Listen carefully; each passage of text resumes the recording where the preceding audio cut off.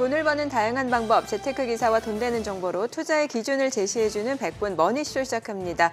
간밤 뉴욕 증시 상승 마감했죠. 네, 그렇습니다. 빅테크들의 실적 발표를 앞두고 뉴욕 증시 3대 지수 모두 상승세를 보였습니다. 3대 지수뿐만 아니라 중소형주 중심의 러셀도 요즘 계속 우렐리죠. 특히 다우지수 연중 최고치를 기록하면서 미국 경제가 연착륙에 성공할 것이란 기대감이 시장을 이끄는 모습입니다. 아무래도 포모 증후군도 작용하고 있고요. 그러게요. 어제 우리 증시는 혼조세를 보였습니다만. 네, 그렇습니다. 네. 코스피가 5거래일 만에 하락 마감한 반면에 코스닥은 상승 흐름을 이어갔습니다. 900선에 바짝 다가선 상황이죠. 과연 오늘은 어떤 흐름을 나타내는지 증시타임에서 확인해 보도록 하겠습니다. 최근 증권가를 중심으로 국내 시장이 강세를 보일 것이라는 전망이 커지고 있습니다. 이에 힘입어서 지수를 추종한 ETF에 대한 관심도 높아지고 있다고 하죠. 네, 그렇습니다. 코스피가 연고점인 2650선을 앞두고 숨고르기에 들어간 상황에서 ETF 전략 어떻게 가져가면 좋을지 궁금하신 분들 많을 텐데요. 유망 ETF 상품과 투자 전략까지 하우머니에서 자세히 살펴보겠습니다. 네, 그럼 먼저 빠르게 돌아가는 글로벌 증시 상황부터 정리해 볼까요? 정다인 아나운서 소식 전해주시죠. 굿모닝 마켓입니다. 뉴욕 증시가 이번 주를 상승세로 출발했습니다. 중국의 성장률이 예상에 못 미쳤지만 굴하지 않았고요. 기업들의 실적 발표를 앞두고도 흔들리지 않았죠. 금리 인상 막바지 기대감이 컸는데요. 이 가운데 체크하셔야 할 이슈가 4가지 있습니다. 경기 침체, 어닝 시즌, 나스닥 100 리밸런싱, 곡물 가격입니다. 놓치시면 안 되는 이슈들 굿모닝 마켓으로 정리해 보시죠. 먼저 월요일장 간략하게 보겠습니다. 다우지수가 0.22% 오르면서 올해 들어 최고치에서 마감을 했고요. 나스닥이 0.93%, S&P 500지수 0.4%가량 올랐습니다. S&P 500지수 내에서는 40개 이상의 종목이 52주 신고가를 기록하면서 흐름 좋았습니다. 상승장이 만들어진 배경에는 침체가 없을 것이란 주장이 있었습니다. 제닛 옐런 미 재무장관은 중국의 성장률 둔화가 미국에 안 좋을 수 있지만 강한 노동시장 덕분에 침체는 예상하지 않는다, 없을 것이다 라고 말을 했습니다. 골드만삭스의 수석 경제학자도 최근 지표들을 보면 침체 없이도 인플레이션 통제에 성공할 것 같다며 침체 가능성을 기존 25%에서 보시면 20%로 낮춰서 잡았습니다. 한술 더 떠서 월가의 대표적인 강세론자 에드 야데니 리서치 회장은 미국 경제가 순차 침체에서 순차 회복으로 바뀌고 있다고 주장했습니다. 그러면서 S&P 500지수가 올해 말에는 4,600포인트, 내년 말까지는 최대 5,400포인트에 도달할 것으로 내다봤는데요. 장기적으로 시장에 걱정이 있다면 경기 침체였는데 이 금리 인상도 막바지에 이른 것으로 보이고 전문가들도 침체 가능성이 낮다고 말하니 시장은 안도의 한숨을 쉬었습니다. 미국 경제가 침체를 피할 것이고 피했다는 생각에 시장이 장기적인 관점에서 순탄하게 오른다면 단기적으로는 기업 실적에 따라 움직이겠죠.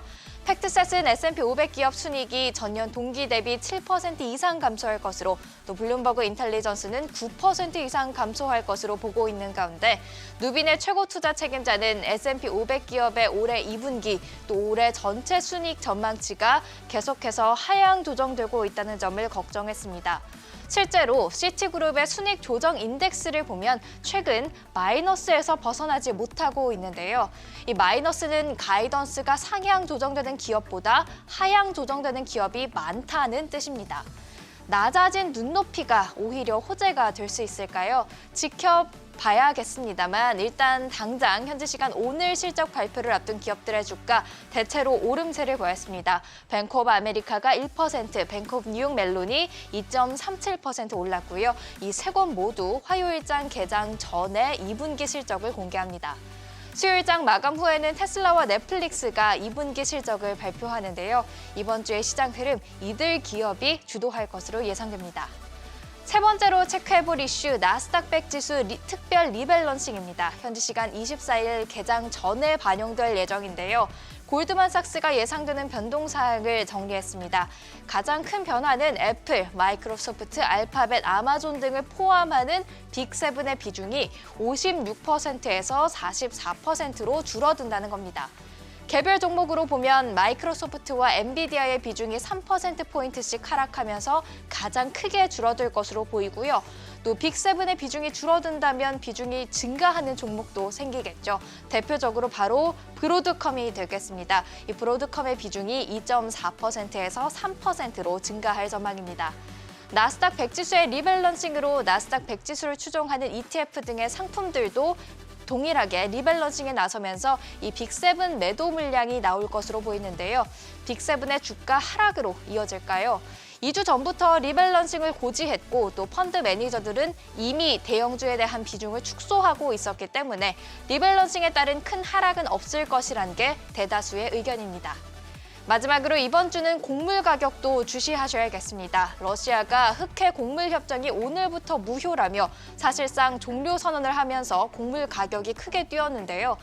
밀 선물 가격이 이날 장중 3% 넘게 뛰는 모습 보였습니다. 하지만 이내 하락세로 돌아서면서 1%가량 하락세로 마감을 했죠.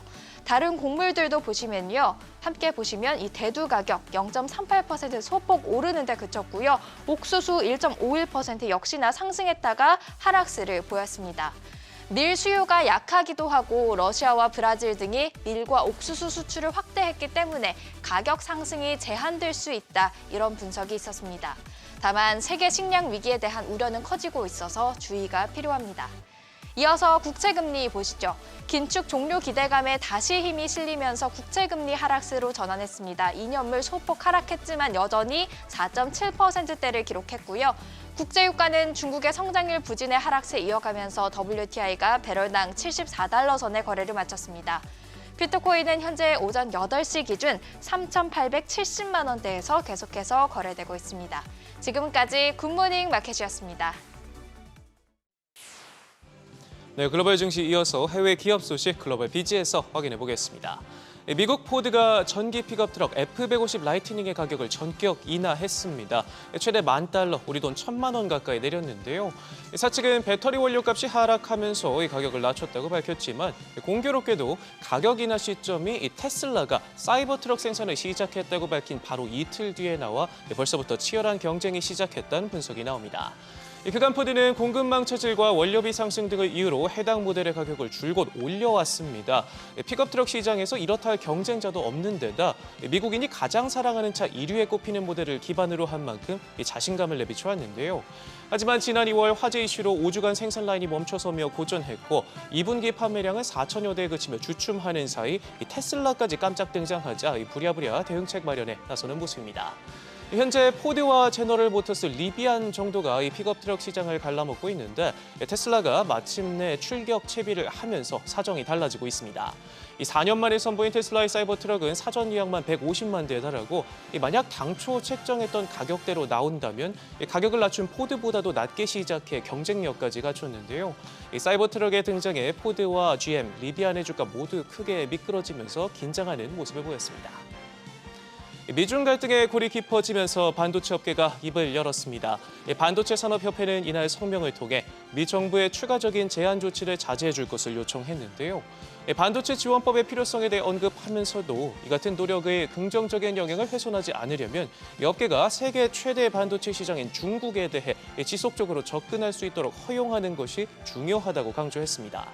이 같은 성명은 바이든 정부가 이달 추가적인 대중국 반도체 수출 통제 조치를 취할 것으로 예상되는 가운데 나왔는데요. 인텔과 IBM, 퀄컴, 엔비디아 등 미국 기업과 삼성, SK하이닉스, TSMC 등이 회원사로 있는 미국 반도체 산업협회가 공개적으로 중국 시장에 대한 접근 허용을 요구하면서 미국 정부의 추가 조치에 미칠 영향이 주목됩니다. 최근 인도가 중국을 대체할 시장으로 주목받고 있죠. 애플 역시 예외는 아닌데요. 답은 인도에 있다는 모건 스탠리의 분석 함께 살펴보시죠.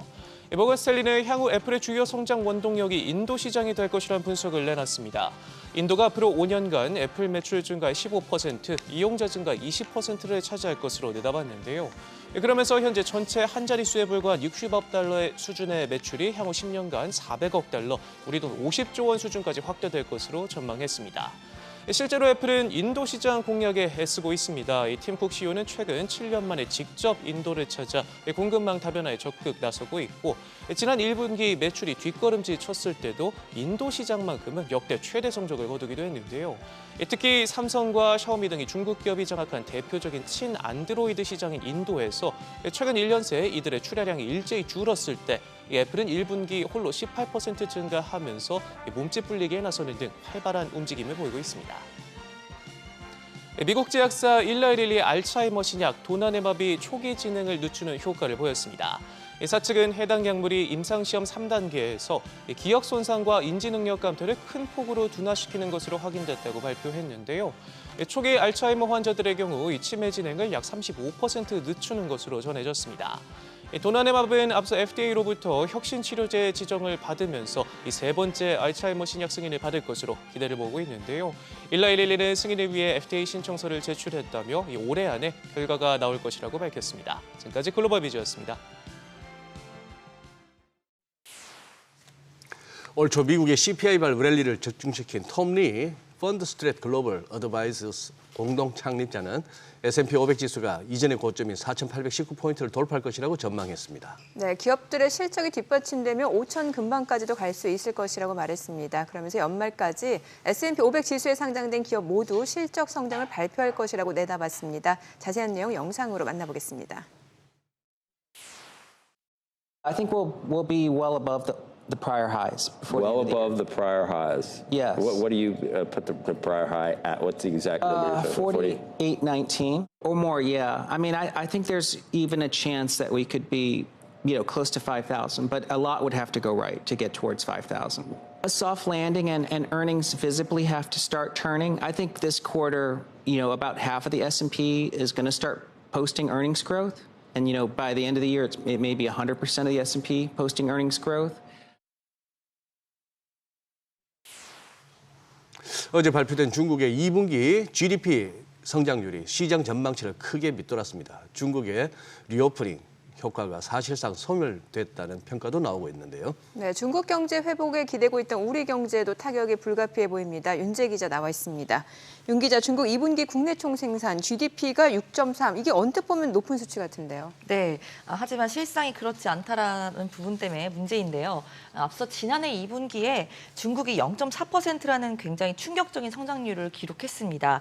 2년째 계속된 제로 코로나 정책 여파로 성장률이 0%까지 내려간 겁니다. 화면 보시는 것처럼 코로나 때는 마이너스 성장을 내기도 했지만 그래도 좀 회복이 됐었는데 2년간의 여파가 결국 0%대 성장이라고 보다니 작년에 굉장히 충격이 컸었는데 그렇다면 이번에는 기저효과가 크지 않을까라고 기대를 했는데 이 수치가 좀 예상치보다 낮았던 겁니다.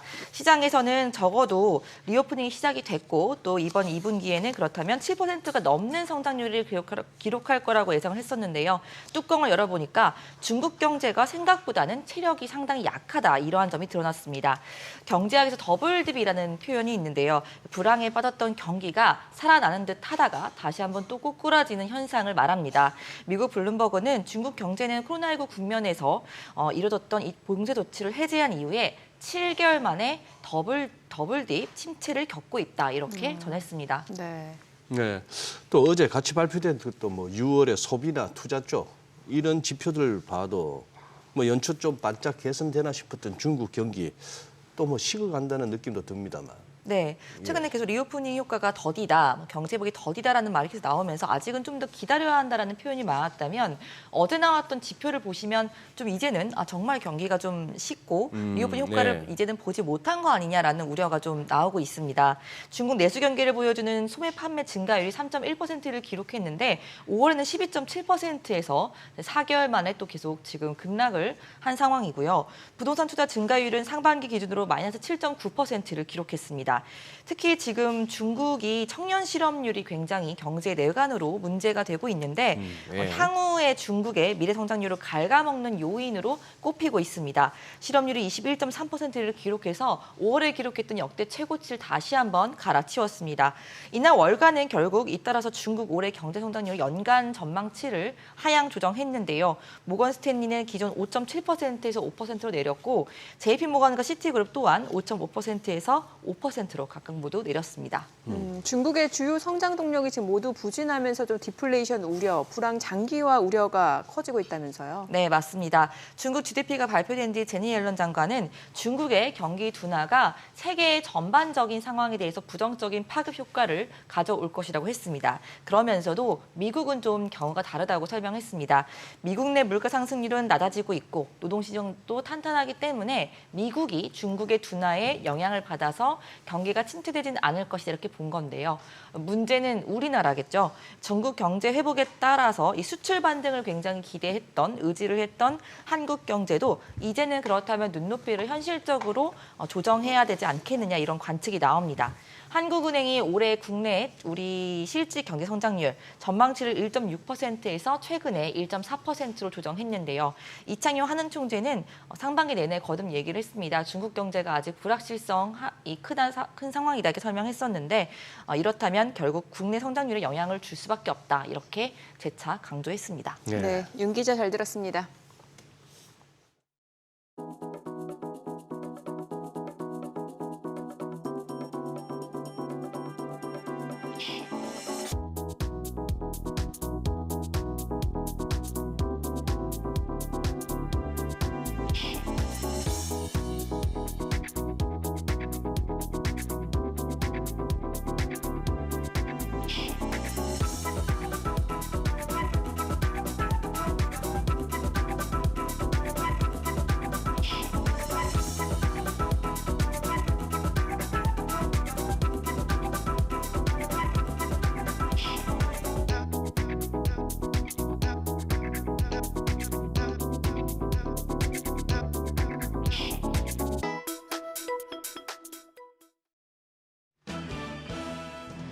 상승 랠리를 보여주던 시장, 어제는 살짝 숨고르기에 들어간 모습이었습니다. 오늘의 키워드, 메인이 쉬면 서브가 간다입니다. 시장을 주도하는 반도체나 2차 전지 업종 대표주들은 약세였습니다만 그 안에서도 서브, 그러니까 소재나 장비 쪽 주가가 뛰는 모습이었는데요. 이 모멘텀이 있는 쪽으로 투심이 몰렸습니다. 시장은 다음 주 미국의 추가 금리 인상 우려가 커진 가운데 장중에 중국의 경제 지표 부진으로 투심이 약해졌습니다. 상대적으로 외국인의 수급 영향력이 더 큰 코스피가 내렸습니다. 0.35% 하락, 9.30포인트 하락하면서 2,619포인트의 장을 마쳤고요. 외국인과 기관의 매도에 5거래일 만에 하락세로 마감하는 모습이었습니다. 반면에 코스닥은 소폭 올랐습니다. 2차 전지와 반도체 업종 중심으로 동학개미 매수세가 돌았기 때문이었는데요. 0.22%, 2.01포인트 올라 898.29포인트의 장을 마쳤습니다. 유가증권 시장에서 외국인과 기관이 4거래일 만에 순매도로 전환했습니다. 외국인 1,966억 원, 기관이 2,314억 원 매도 우위였고요. 개인만이 4,259억 원 순매수했습니다. 코스닥 시장에서는 외국인이 3거래일 연속 사자세입니다. 441억 원 순매수, 개인도 1,000억 원 매수 우위였고요. 반면에 기관은 1,471억 원 순매도했습니다. 환율은 올랐습니다. 서울 외환시장에서 달러 대비 원화 환율은 80전 오른 1,266원 60전에 마감했습니다. 코스피 시가총액 상위 종목을 보면 10위권 중에서 포스코홀딩스를 제외한 9개 종목이 일제히 하락했습니다. 삼성, SDI와 현대차, 기아가 2% 넘게 하락을 했고요. 포스코홀딩스가 장 7% 가까이 오르면서 장중에 52주 신고가를 경신했습니다. 포스코홀딩스 6.94% 상승하며 종가 47만 8천 원이었는데요. 2차 전지 소재 사업에서 본격적으로 매출이 발생할 것이란 기대에 철강 업황 개선 전망까지 더해지면서 주가는 상승 탄력을 받았습니다. 코스닥 시총 상위 종목은 엇갈렸습니다. 이날 장중에 에코프로가 다시 황제주에 등극을 했죠. 마감가는 1.11% 올라서 99만 9천 원, 100만 원을 코앞에 두고 마감을 하는 모습이었고요. 에코프로 BM은 0.89% 하락하며 종가 27만 9천 원이었습니다. 셀트리온 헬스케어와 셀트리온 제약 2% 넘게 하락했고요. 반면 포스코 DX가 3.13%, HLB가 2.72%, 펄어비스가 3.17% 상승했습니다.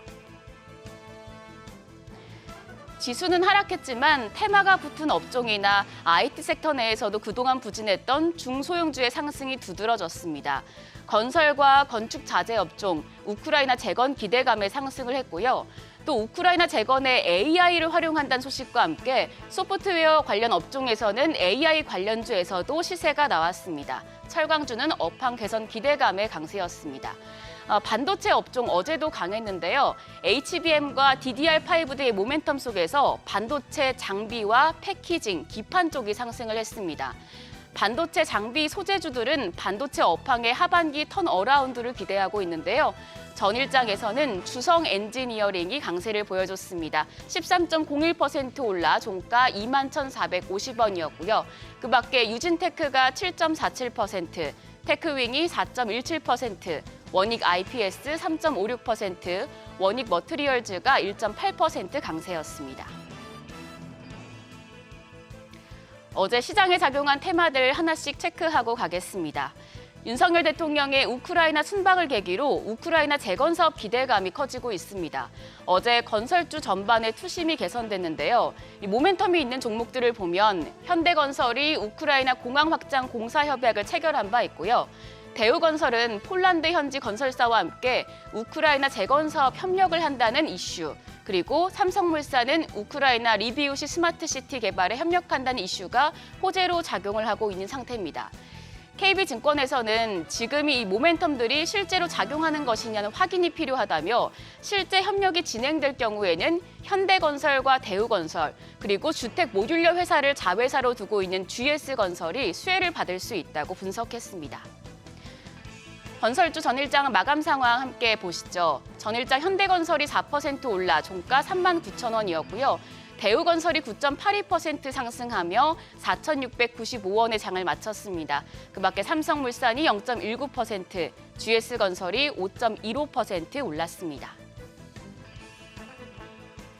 다음은 철강 업종입니다. 어제 중국의 경기 회복 부진이 확인됐지만 철강주는 오히려 중국의 보다 공격적인 경기 부양책을 기다리면서 투심이 몰렸습니다. 최근에 철강주 흐름이 좋습니다. KRX 철강 지수를 보면 이날 지난주 대비해서 8.99%가 올라서 1,861.94포인트를 기록했습니다. 지난 10일부터 어제까지 쭉 우상향 그래프를 그리고 있는데요. 문제는 앞으로의 업황이 그다지 밝지 않다는 점입니다. 산업연구원은 철강 산업이 하반기에는 국내 투자 부진으로 인한 수요의 둔화가 예상되며 국내외 철강 가격이 추가로 하락할 가능성이 있어서 국내 철강 산업의 수익성이 악화될 것으로 내다봤는데요. 증권가에서는 철강과 더불어서 다른 산업에서 모멘텀이 있는 종목을 철강 섹터의 최우선주로 제시했습니다. 철강주에서는 현재 포스코홀딩스가 주목받고 있죠. 전일 6.94% 상승하면서 52주 신고가를 경신했는데요. 종가 47만 8천 원이었고요. 그 밖에 TCC 스틸이 3.58% 상승해 54,900원, 세아제강이 2.06% 올라 15만 3,500원의 장을 마친 가운데 포스코 엠텍과 대한제강도 각각 1%대 강세를 보여줬습니다. 마지막으로 2차 전지 쪽 짧게 살펴봅니다. 에코프로가 전일 5거래일 만에 다시 황제주에 등극을 했습니다. 증권사에서는 우려의 목소리가 여전히 나오고 있지만 동학 개미들이 꾸준히 매수를 하면서 주가가 뛰고 있는 건데요. 이런 가운데 에코프로 그룹주의 주가 급등 이후에 처음으로 관련해서 리포트가 나왔습니다. 다올투자증권은 2차 전지 양극재 업종에 대해서 2분기는 잠시 쉬어가지만 하반기 실적에 대한 기대감이 유효하다고 분석을 했습니다. 그러면서 에코프로비엠과 포스코퓨처엠에 대한 목표 주가를 대폭 상승했는데요. 에코프로비엠 목표 주가를 31만 원까지, 그리고 포스코퓨처엠을 48만 원까지 바라봤습니다. 여기까지 전일장 점검하고 전일장에서 강했던 업종들까지 체크했습니다. 그럼 화요일장 개장도 머니쇼와 함께하세요.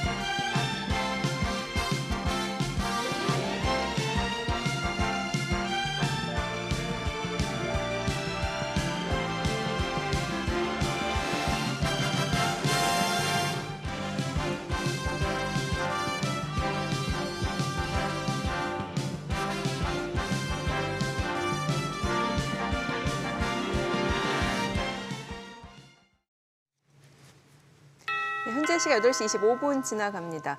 간밤 뉴욕 증시 또 상승 마감한 가운데 어제 사실 코스피가 조금 조정을 받긴 했습니다만 또 일시적 숨고르기가 아닐까라는 생각도 들고요. 시장 분위기는 대체로 좀 좋은 것 같다는 생각이 듭니다. 네, 뭐 그 예전에 진짜 예. 국어 교과서에 나왔던 시죠.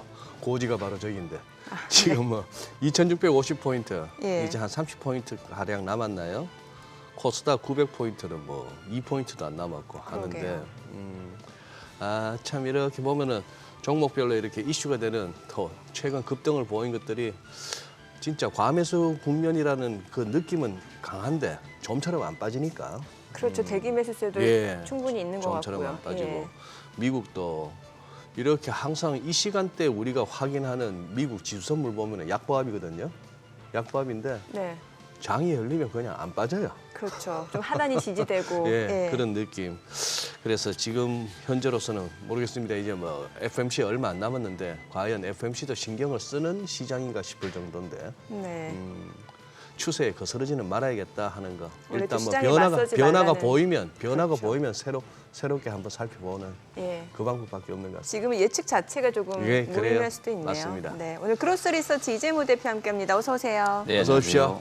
뭐 간밤 뉴욕 증시 또 상승했습니다. 뭐 주요 기업들 실적 발표를 앞두고 있는 상황에서 참 전문가들은 기업들 실적이 좀 이번 게 안 좋을 수도 있다 이렇게 예상을 하는데 오늘 네. 시장에서는 좀 어닝 시즌에 대한 기대감이 또 있는 것 같다는 느낌도 들고요. 네, 맞습니다. 일단 뭐 전반적으로 뭐 경기는 약간 좀 천천히 내려가고 있지만 약간 둔화되는 느낌이긴 하지만 전반적으로 뭐 증시는 분위기가 상당히 호황에 좀 가까울 정도로 상당히 좋은 분위기를 만들고 있고요. 지금 이제 실적진 들어갔기 때문에 뭐 전반적으로 이제 섹터 이제 각 기업별 이제 실적에 분명히 이제 주목할 시점인 건 미국도 마찬가지고 우리나라도 마찬가지고요. 개별 이제 기업들의 이제 이슈에 따라서도 이제 종목들 희비는 약간씩 이제 엇갈리는 그런 모습이 나오고 있습니다. 일단 뭐 시총 상위에 있는 뭐 기술주들 대부분 좀 오르는 그런 모습이 나왔습니다. 애플도 그렇고 뭐 넷플릭스 이런 기업들 좀 좋은 모습이 좀 나왔고요. 반도체 기업들이 좀 많이 오르는 모습이 나왔습니다. 일부 지금 AMD하고 엔비디아 이런 쪽은 그 미국의 이제 백악관 관리들하고 뭐 회동을 한다 이런 소식들도 전해졌습니다. 그러다 보니까 각각 2.18, 2.05 이게 상승하는 모습이 좀 나왔고요. 전기차 관련된 기업들도 이제 조금씩 이슈가 있습니다. 특히 이제 가장 주목하고 있는 테슬라의 그 사이버 트럭 관련돼서 출시된다는 그런 소식들이 전해지고 있습니다. 그래서 테슬라가 일단 3% 이상 올랐고요. 지금 이제 경쟁자가 될 수 있는 리비안이라든지 포드 이런 기업들은 주가가 좀 빠졌습니다. 리비안 같은 경우에는 한 3%대 하락 마감했고요. 포드 같은 경우에는 이제 경쟁자 등장 때문인지 이건 뭐 알 수는 없지만 여튼 이제 가장 인기 모델이라고 할 수 있는 그 차량의 그 가격을 좀 인하한다는 소식이 전해졌고요. 이게 이제 아무래도 향후에 실적으로 볼 때는 좀 떨어지는 모습이 나올 수 있기 때문에 이제 그런 이제 우려감들로 인해서 좀 주가가 빠지는 이제 그런 모습이 나왔다 이렇게 이제 보시면 되겠습니다. 전반적으로 뭐 시장 분위기 상당히 좋았지만 역시나 개별 기업들 분위기에 따라서 조금씩 좀 희비가 엇갈렸다 이렇게 볼 수 있겠습니다. 예. 지금 화면에 저 포드 픽업 나오네요. 진짜 보면 진짜 미국 사람들 저런 차 되게 많이 좋아하는데 네. 저건 이제 전기 트럭이었고 이제 좀 전기차 네. 버전으로 이제 바꾼 거죠. 근데 뭔 가격을 갖다가 예?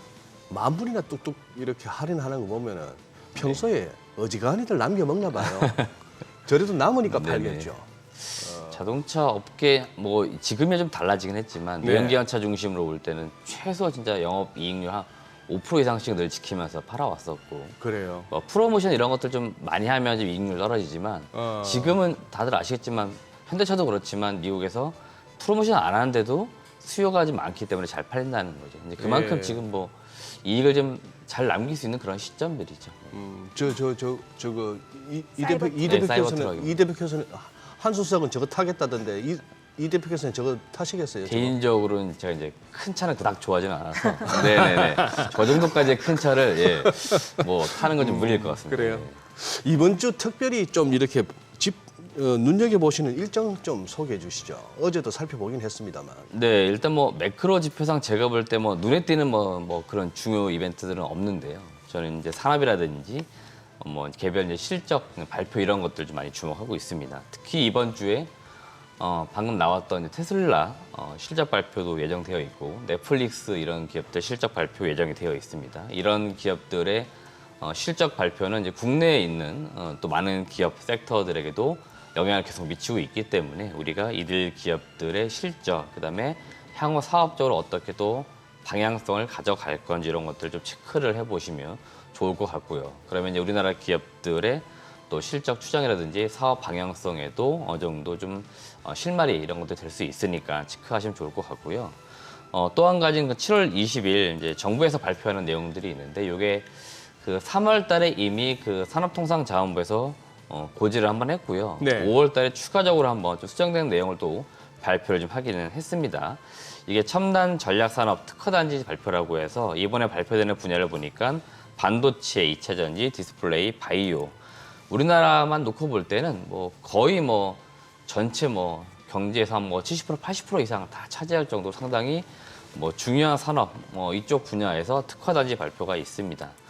이걸 발표하는 뭐 이유들을 다들 아실 겁니다. 이쪽이 우리나라에게 굉장히 이제 중요한 산업이고 경제 성장의 중요한 축입니다. 그리고 또 한 가지는 지금 많은 것들이 수도권에 집중되어 있다 보니까 이제 지방 이제 경제를 살려야 된다 이런 이야기들 많이 있기 때문에 이제 지방에 이제 특허 단지를 일부 이렇게 설치하는 이제 그런 과정 속에 나온 정책이고요. 여기에서 가장 중요한 4개의 분야 발표가 있기 때문에 전반적으로 뭐 이쪽 관련된 섹터 종목들은 또 이런 기대감이 이번 주 내내 좀 나올 수 있습니다. 그렇기 때문에 이런 것들이 어떻게 좀 발표가 되는지 한번 지켜보시면 좋겠고 이미 뭐 숫자상 확인된 것들은 3월달, 5월달 보도기사상 자세히 나와 있습니다. 사실은 네.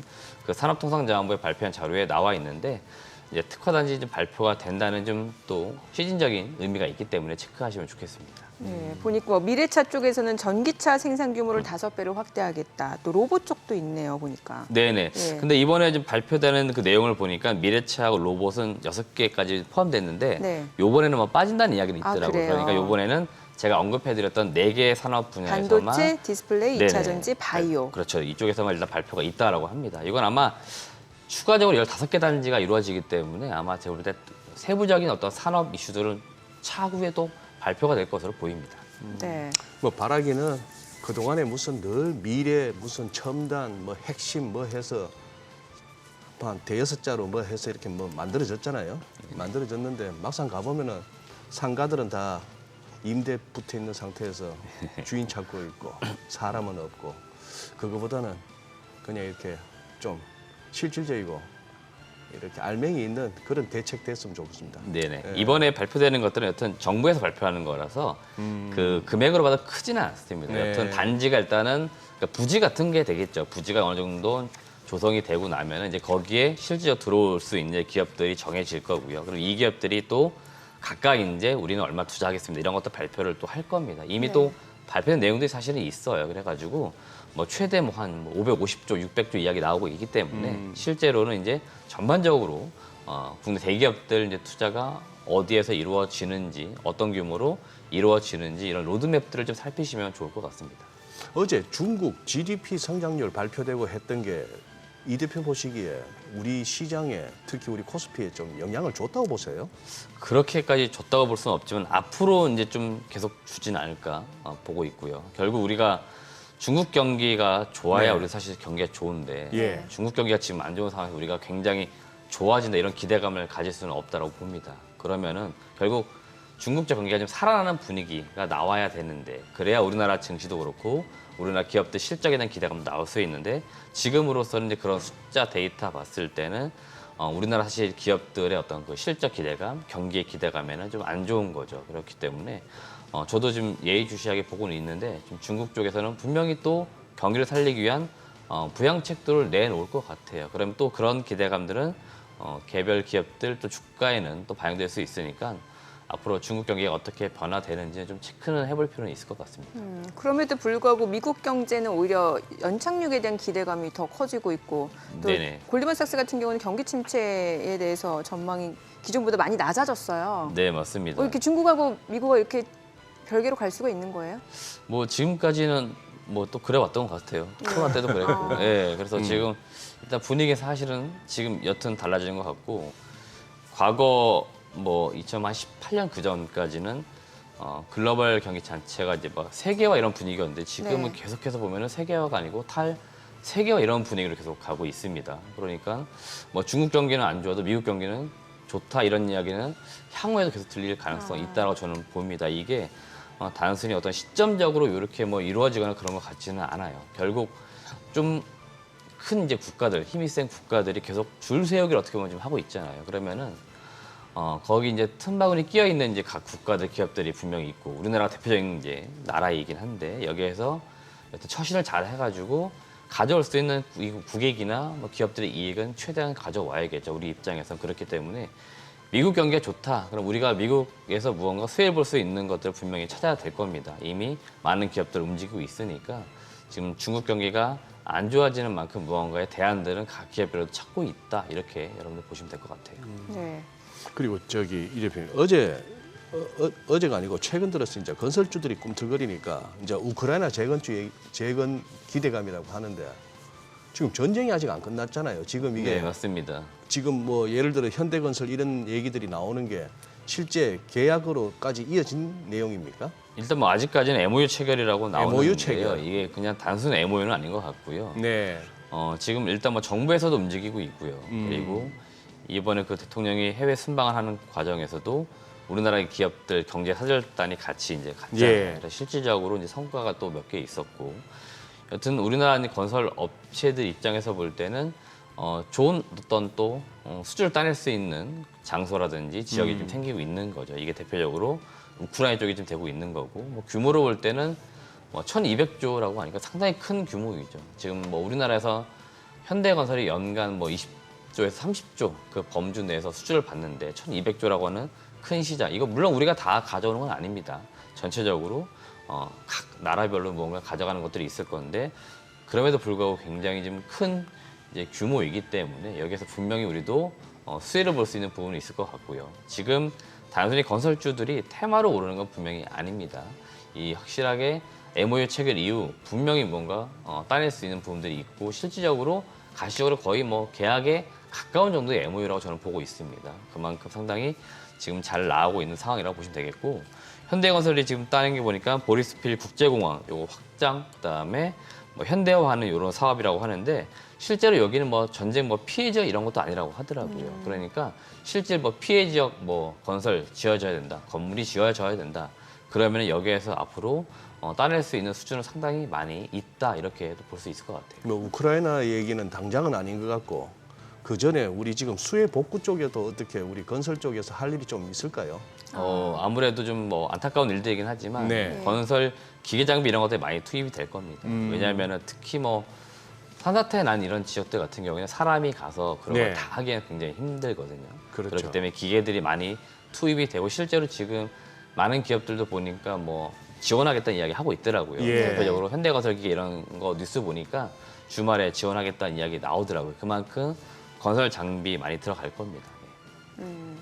그 코스피가 지금 닷새 만에 조금 숨고르기를 하는 모습이고 뭐 코스닥은 지금 900선 바짝 다가선 상황인데 어제 좀 시장에서 눈에 띄는 종목이라든지 특징이 있다면 뭐라고 볼 수 있을까요? 네, 일단 어제 좀 대형주 단에 눈에 띄었던 기업이 저는 2개 있었는데 네. 대표적 삼성전기하고 이제 네. 포스코 홀딩스입니다. 글쎄 삼성전기가 참 요즘 네, 삼성전기가 예. 주가가 최근에 이렇게 좀 많이 올라왔나 싶을 정도로 네. 많이 오르는 모습이었고 원래 좀 무거운 종목인데. 네네네. 그리고 사실은 좀 올라올 만큼도 올라와 있다, 뭐 좀 적정 주가 레벨에 와 있다 이런 이야기 많았는데도 불구하고 일단은 어제 꽤나 올라오는 모습이 분명히 나왔습니다. 그리고 네. 더 올라가려는 모습이 좀 나왔기 때문에 제가 좀 주목을 해봤고요. 나왔던 이슈는 좀 분명히 있었는데 전장용 파워 인덕터 시장 진출한다. 그러니까 자율주행, 전기차 이런 쪽 시장이 계속 커지면서 동사가 이제 양산을 하고 있는 그 수동 소자 중에서 인덕터, 그 중에 이제 파워 인덕터라고 하는 것들을 이제 본격적으로 공급을 한다. 이런 소식들이 주말간 전해지면서 월요일 날 이제 시장에서 주가가 좀 일부 반영된 것으로 보이고요. 파워 인덕터는 전기 회로에 적용이 되는 그 배터리로부터 오는 전력을 반도체가 이제 필요로 하는 전력으로 변환시켜주고 전류를 안정적으로 공급하는 핵심 전자 부품이라고 합니다. 이게 지금 여러분들 읽기 쓰고 계신 휴대폰하고 자동차랑 비교하면 자동차에는 한 100개 정도 들어간다고 합니다. 이게 휴대폰에 비하면 거의 2배 이상 많이 들어가는 거라고 해요. 그만큼 이제 많이 쓰일 거고 향후에는 이제 수요가 더 많아지겠죠. 전기차 시장이 계속 커지고 있기 때문에 상당히 시장은 커질 거다 이런 기대감이 있는 거고요.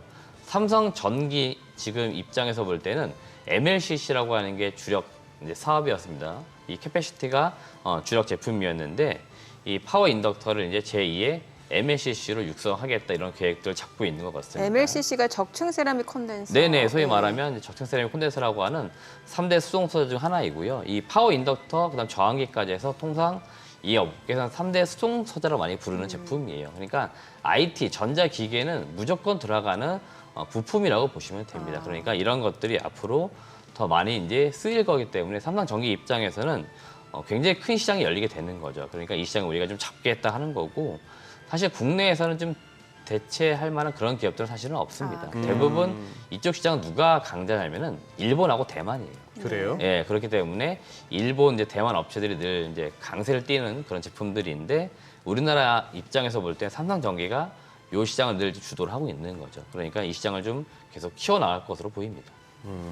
또 포스코 그룹주도 봐야죠. 네, 포스코 그룹주도 어제 진짜 많이 올랐거든요. 예. 예, 특히 이제 최근에 흐름 너무 좋잖아요. 요새는 포자 붙은 거는 다 잘 가지 않습니까? 네, 지금 그 이야기 나올 정도로 포스코 DX. 네네 예. 맞습니다. 어제도 포스코 그룹주들이 거의 사실 개장 초반 시장을 거의 주도했다고 봅니다. 그렇죠. 네. 네. 근데 종가를 보니까 대부분 종목들은 좀 내려오긴 했습니다.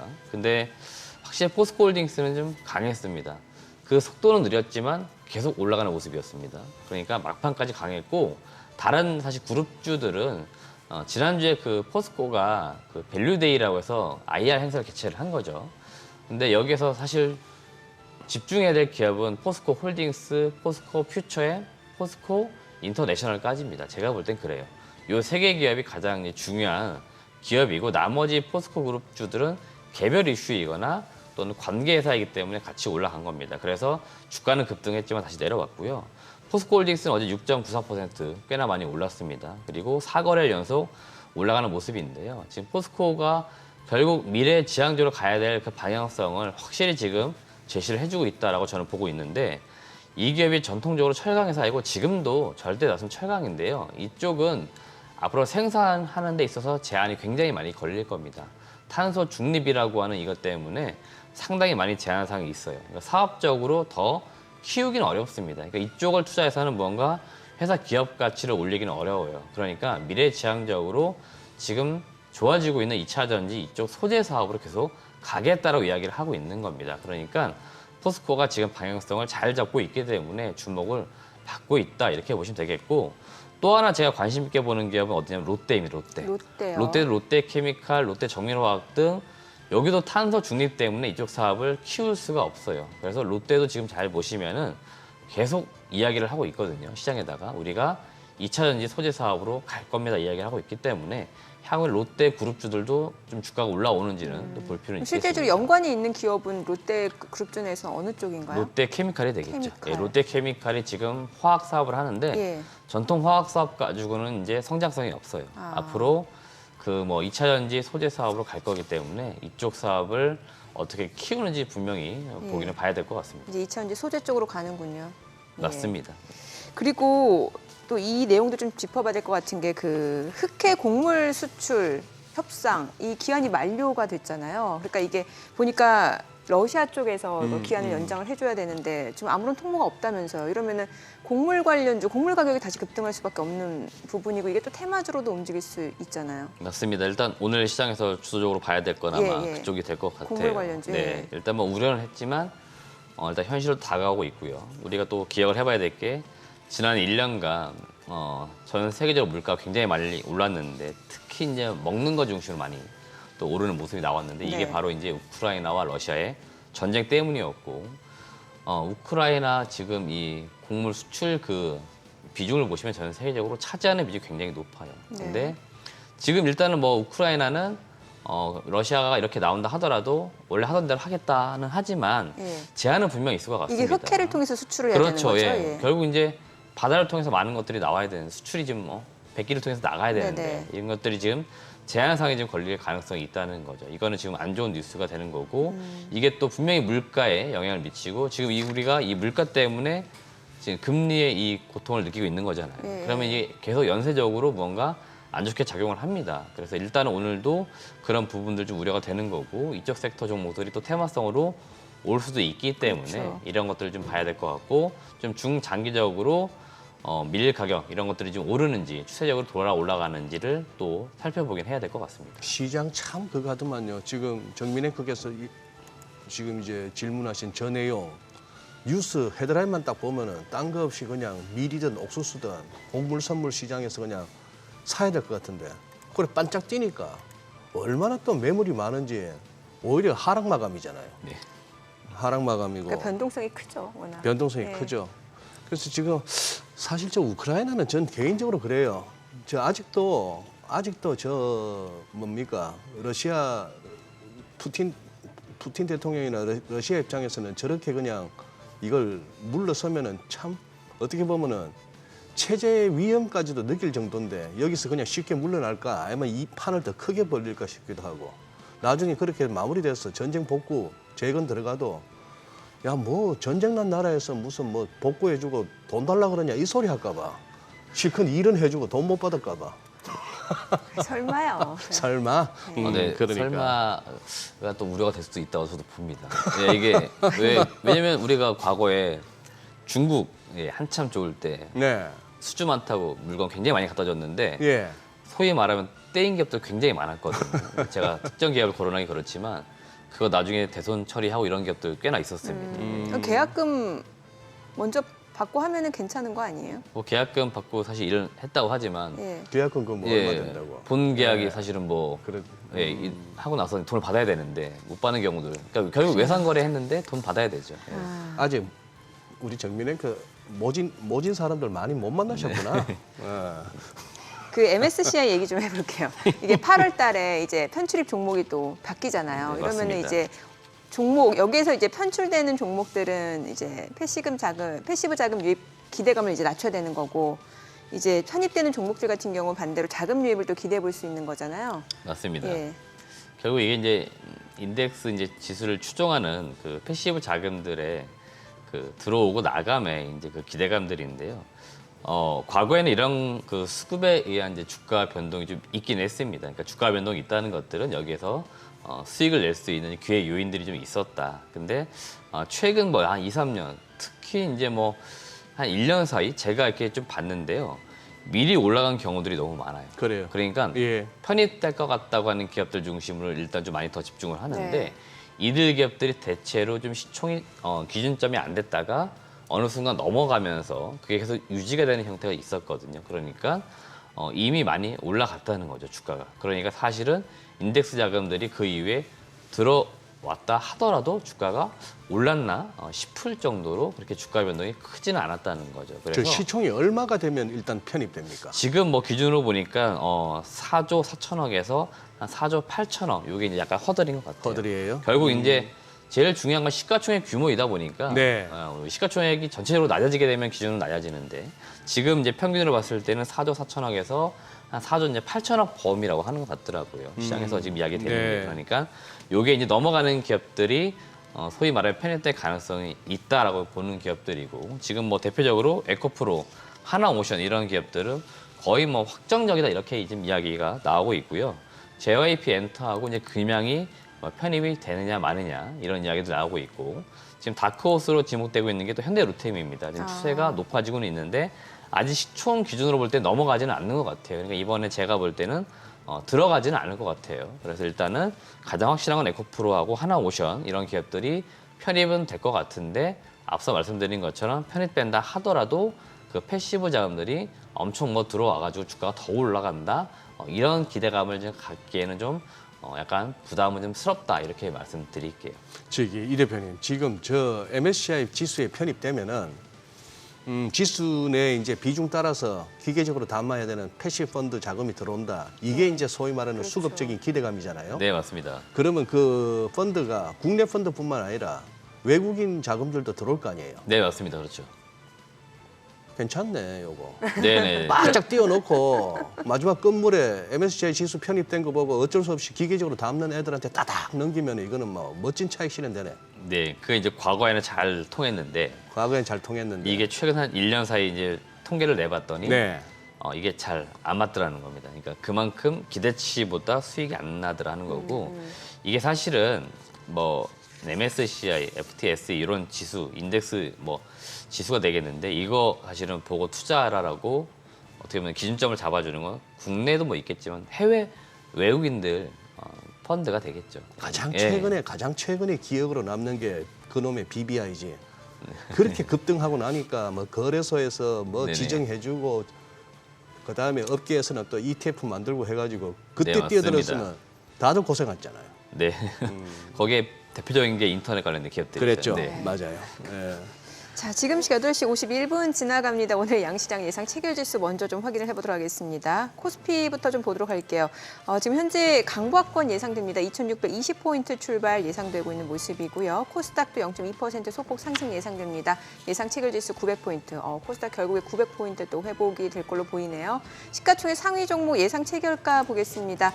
삼성전자 오늘 0.2% 상승 예상되고요. 예상 체결가는 73,500원입니다.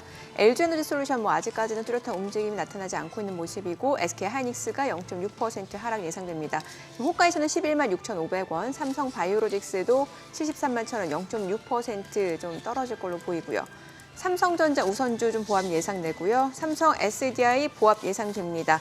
그리고 LG화학이 약보합권 예상되네요. 지금 호가에서는 66만 9천 원으로 집계되고 있고요. 현대차 보합 예상됩니다. 포스코홀딩스 뭐 최근에 주가 계속해서 강세를 보여주는데 오늘장 호가 흐름도 좋습니다. 2% 추가적으로 올라갈 걸로 보이고요. 예상 체결가 48만 8천 원으로 집계가 되고 있죠. 기아 보합 출발 예상되고 있습니다. 코스닥 시가총액 상위 종목 예상 체결가도 보겠습니다. 에코프로비엠이 0.7% 상승 예상되고요. 예상 체결가는 28만 1,000원이죠. 에코프로, 와, 오늘 100만 원. 어제 장중에 100만 원을 좀 돌파했습니다만 이제 종가 기준으로 봤을 때는 차익 실현 물량들이 나오면서 이제 100만 원 선을 하면서 마무리가 됐는데 오늘 지금 호가에서는 다시 한번 100만 원을 재돌파할 걸로 보입니다. 2% 상승 예상되고요. 에코프로 지금 호가에서는 101만 9천 원으로 집계되고 있습니다. 셀트리온 헬스케어가 보합 예상되고요. LNF는 오히려 5.9% 하락이 예상됩니다. 지금 호가에서 21만 2천 원. JYP 엔터테인먼트 1.8% 상승 예상되네요. 지금 예상 체결가 12만 6,300원이고요. HLB 보합 출발 예상되고 있습니다.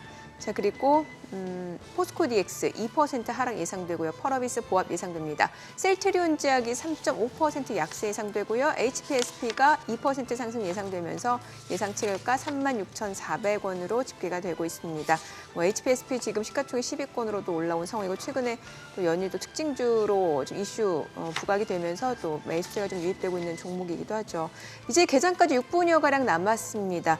시장 전체적으로는 지금 보합이 예상이 되고는 있는데 이 쏠림 현상은 계속해서 좀 이어질 걸로 보이네요. 네, 포스코그룹주 시장은 시장에서는 이거 한번 쏠림 나오면 좀 무섭더라고요. 네네. 무섭고 또 오래 가고, 뭐 거기에 대해서 꺾이기 전에는 뭐 뭔 얘기를 해봐야 다 쓸데없는 얘기 되고 그냥 그러려니 하고 구경하는 수밖에 없습니다. 다만 저는 오늘 예상 체결 지수가 저런 날은 그동안 경험적으로 장 열리고 나서 별로 안 좋아서 좀 걱정이네요. 그러니까 이게 호가하고 이제 시초가하고 다를 수도 있으니까요.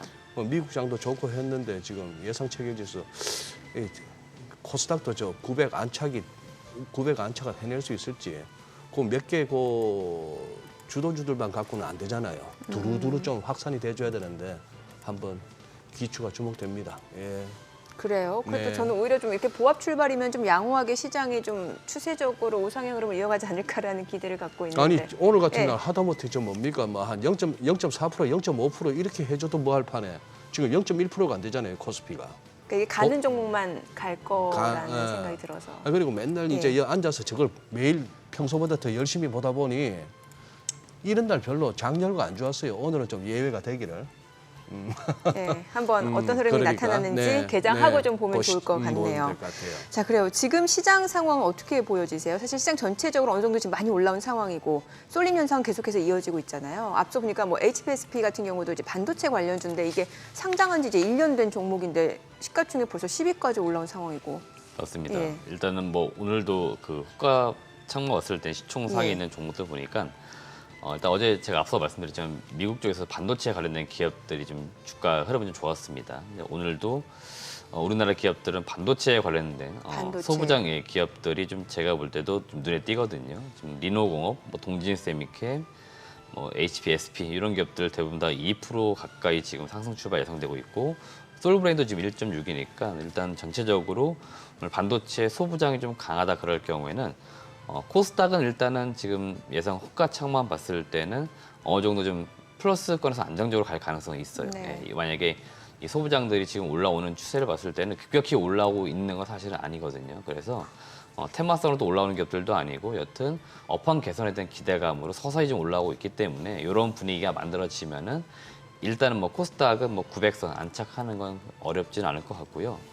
이제 대형주 뭐 코스피로 가게 되면 결국 이제 삼성전자, 하이닉스 주가가 조금씩 더 올라와 줘야 되는데 여튼 뭐 지난 일주일 꽤나 반등을 좀 많이 했습니다. 다시 7만 원대 삼성전자를 회복했기 때문에 이 추세는 저는 꾸준히 이어질 가능성이 있다라고 보고 있고요.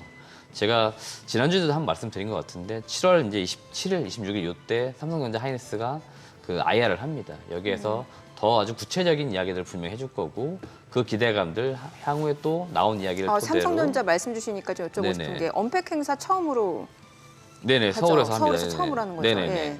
그것도 같이 말씀드리겠는데 여튼 예. 반도체 일단 좋아진다는 거 여러분들이 잘 아시면 좋을 것 같고 언팩 행사가 이제 7월 26일로 확정된 것 같고 예. 장소도 이제 서울입니다. 예. 한국이라는 게 되게 중요한 부분들인 것 같고 이제 폴더블 스마트폰 관련돼서 결국 삼성전자가 지금 굉장히 집중을 하고 있다. 집중을 하고 있는 이유를 여러분들이 아셔야 될 것 같아요. 지금 반도체가 안 좋으니까 그 이익을 여튼 스마트폰 쪽에서 꽤나 지금 만회를 하고 있거든요. 그래서 출시 그 시점들 좀 앞당기고 있는 거고요. 한국이라는 게 제가 볼 때 또 의미가 있습니다. 네네. 제가 이제 다른 특히 이제 미국에 살다 오신 분들, 미국인들에게 여쭤보기도 하는데 이 두꺼운 폴더블 폰을 왜 쓰냐고 한답니다. 미국인들은. 미국에서는 안 팔려요. 보니까. 그래요? 근데 한국 사람들은 굉장히 잘 쓰십니다. 그 G 그리고 플립이요. 예. 네 중국 분들 많이 쓰시잖아요. 그러니까 네.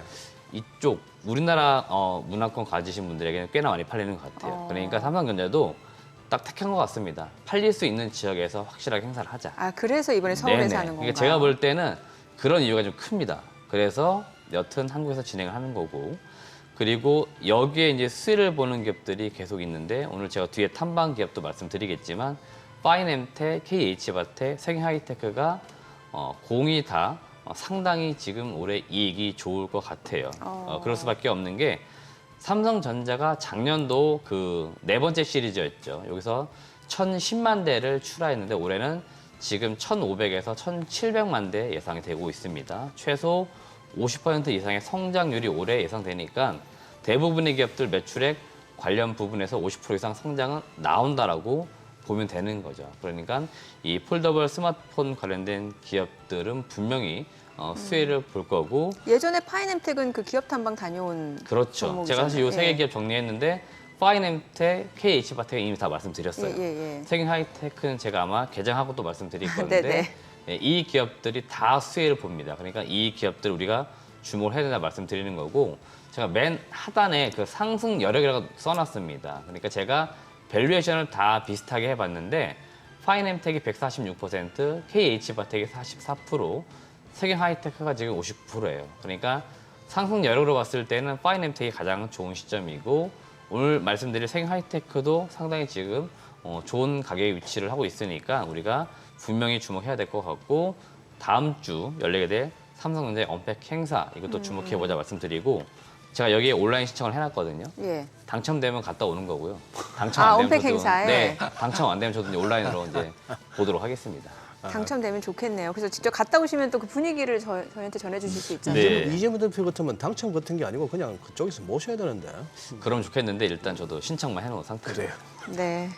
자, 알겠습니다. 자, 오늘 양시장 좀 보합 출발 예상되고 있고요. 뭐 코스피 같은 경우는 삼성전자, SK하이닉스가 또 어떤 행보를 나타내는지가 굉장히 중요할 것 같습니다. 자, 국내 증시 흐름 확인해 보죠. 개장합니다.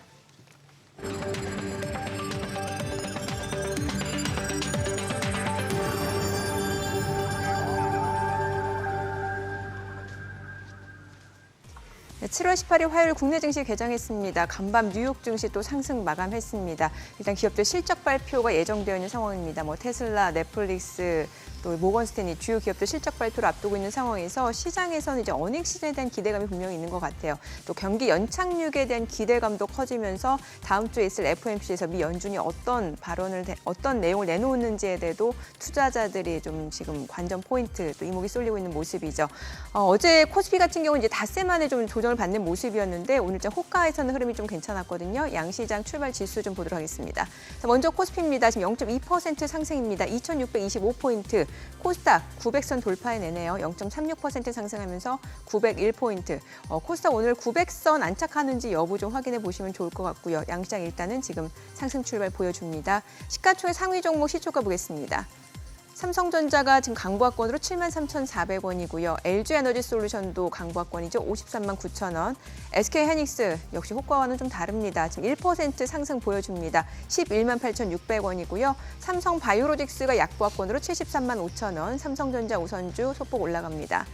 삼성 SDI가 0.2% 상승 697,000원이고요. LG화학이 약보합권이고요. 현대차가 0.2% 올라갑니다. 204,000원이죠. 포스코홀딩스 오늘도 올라갑니다. 1.2% 상승하면서 484,000원이고요. 기아도 0.58% 올라갑니다. 87,100원에 거래되고 있습니다. 코스닥 시가총액 상위 종목 시초가도 보겠습니다. 에코프로비엠이 0.9% 올라갑니다. 281,100원에 거래되고 있고요. 에코프로가 1.3% 상승합니다. 102만 2천 원. 호가보다도 좋네요, 흐름이. 결국에 100만 원 선을 돌파하면서 지금 100만 원 선 좀 지지가 되고 있는 에코프로고요. 셀트리온 헬스케어가 0.7% 떨어집니다. 67,300원. LNF가 0.4% 하락하네요. 0.2% 하락. 22만 5천 원이죠. JYP 엔터테인먼트 2% 올라갑니다. 12만 6,700원이죠. HLB가 0.3% 상승입니다. 32,200원이고요. 포스코DX가 1.5% 떨어지네요. 펄어비스가 0.9% 올라가고요. 셀트리온 지역이 1.6% 하락 흐름 이어지고 있습니다. 오늘 코스닥 쪽에서는 에코프로 그룹주 지금 강세를 보여주고 있는 상황이고요. 지금 시각 9시 2분 지나갑니다. 수급 상황도 좀 체크해 보도록 하겠습니다. 지금 유가증권 시장에서는 개인 투자자가 363억 원 매수 우위고요. 기관 투자자도 109억 원 순매수를 보여줍니다. 외국인은 472억 원 매도 우위를 나타내고 있고요. 업종별 수급을 좀 보도록 하겠습니다. 업종별로 봤을 때는 지금 기관 쪽에서는 전기전자, 그리고 화학 섹터, 의약품, 운수장비 섹터에서 순매수 보여주고 있고요. 개인 투자자 전기전자 화학 섹터에서 매수 보여줍니다.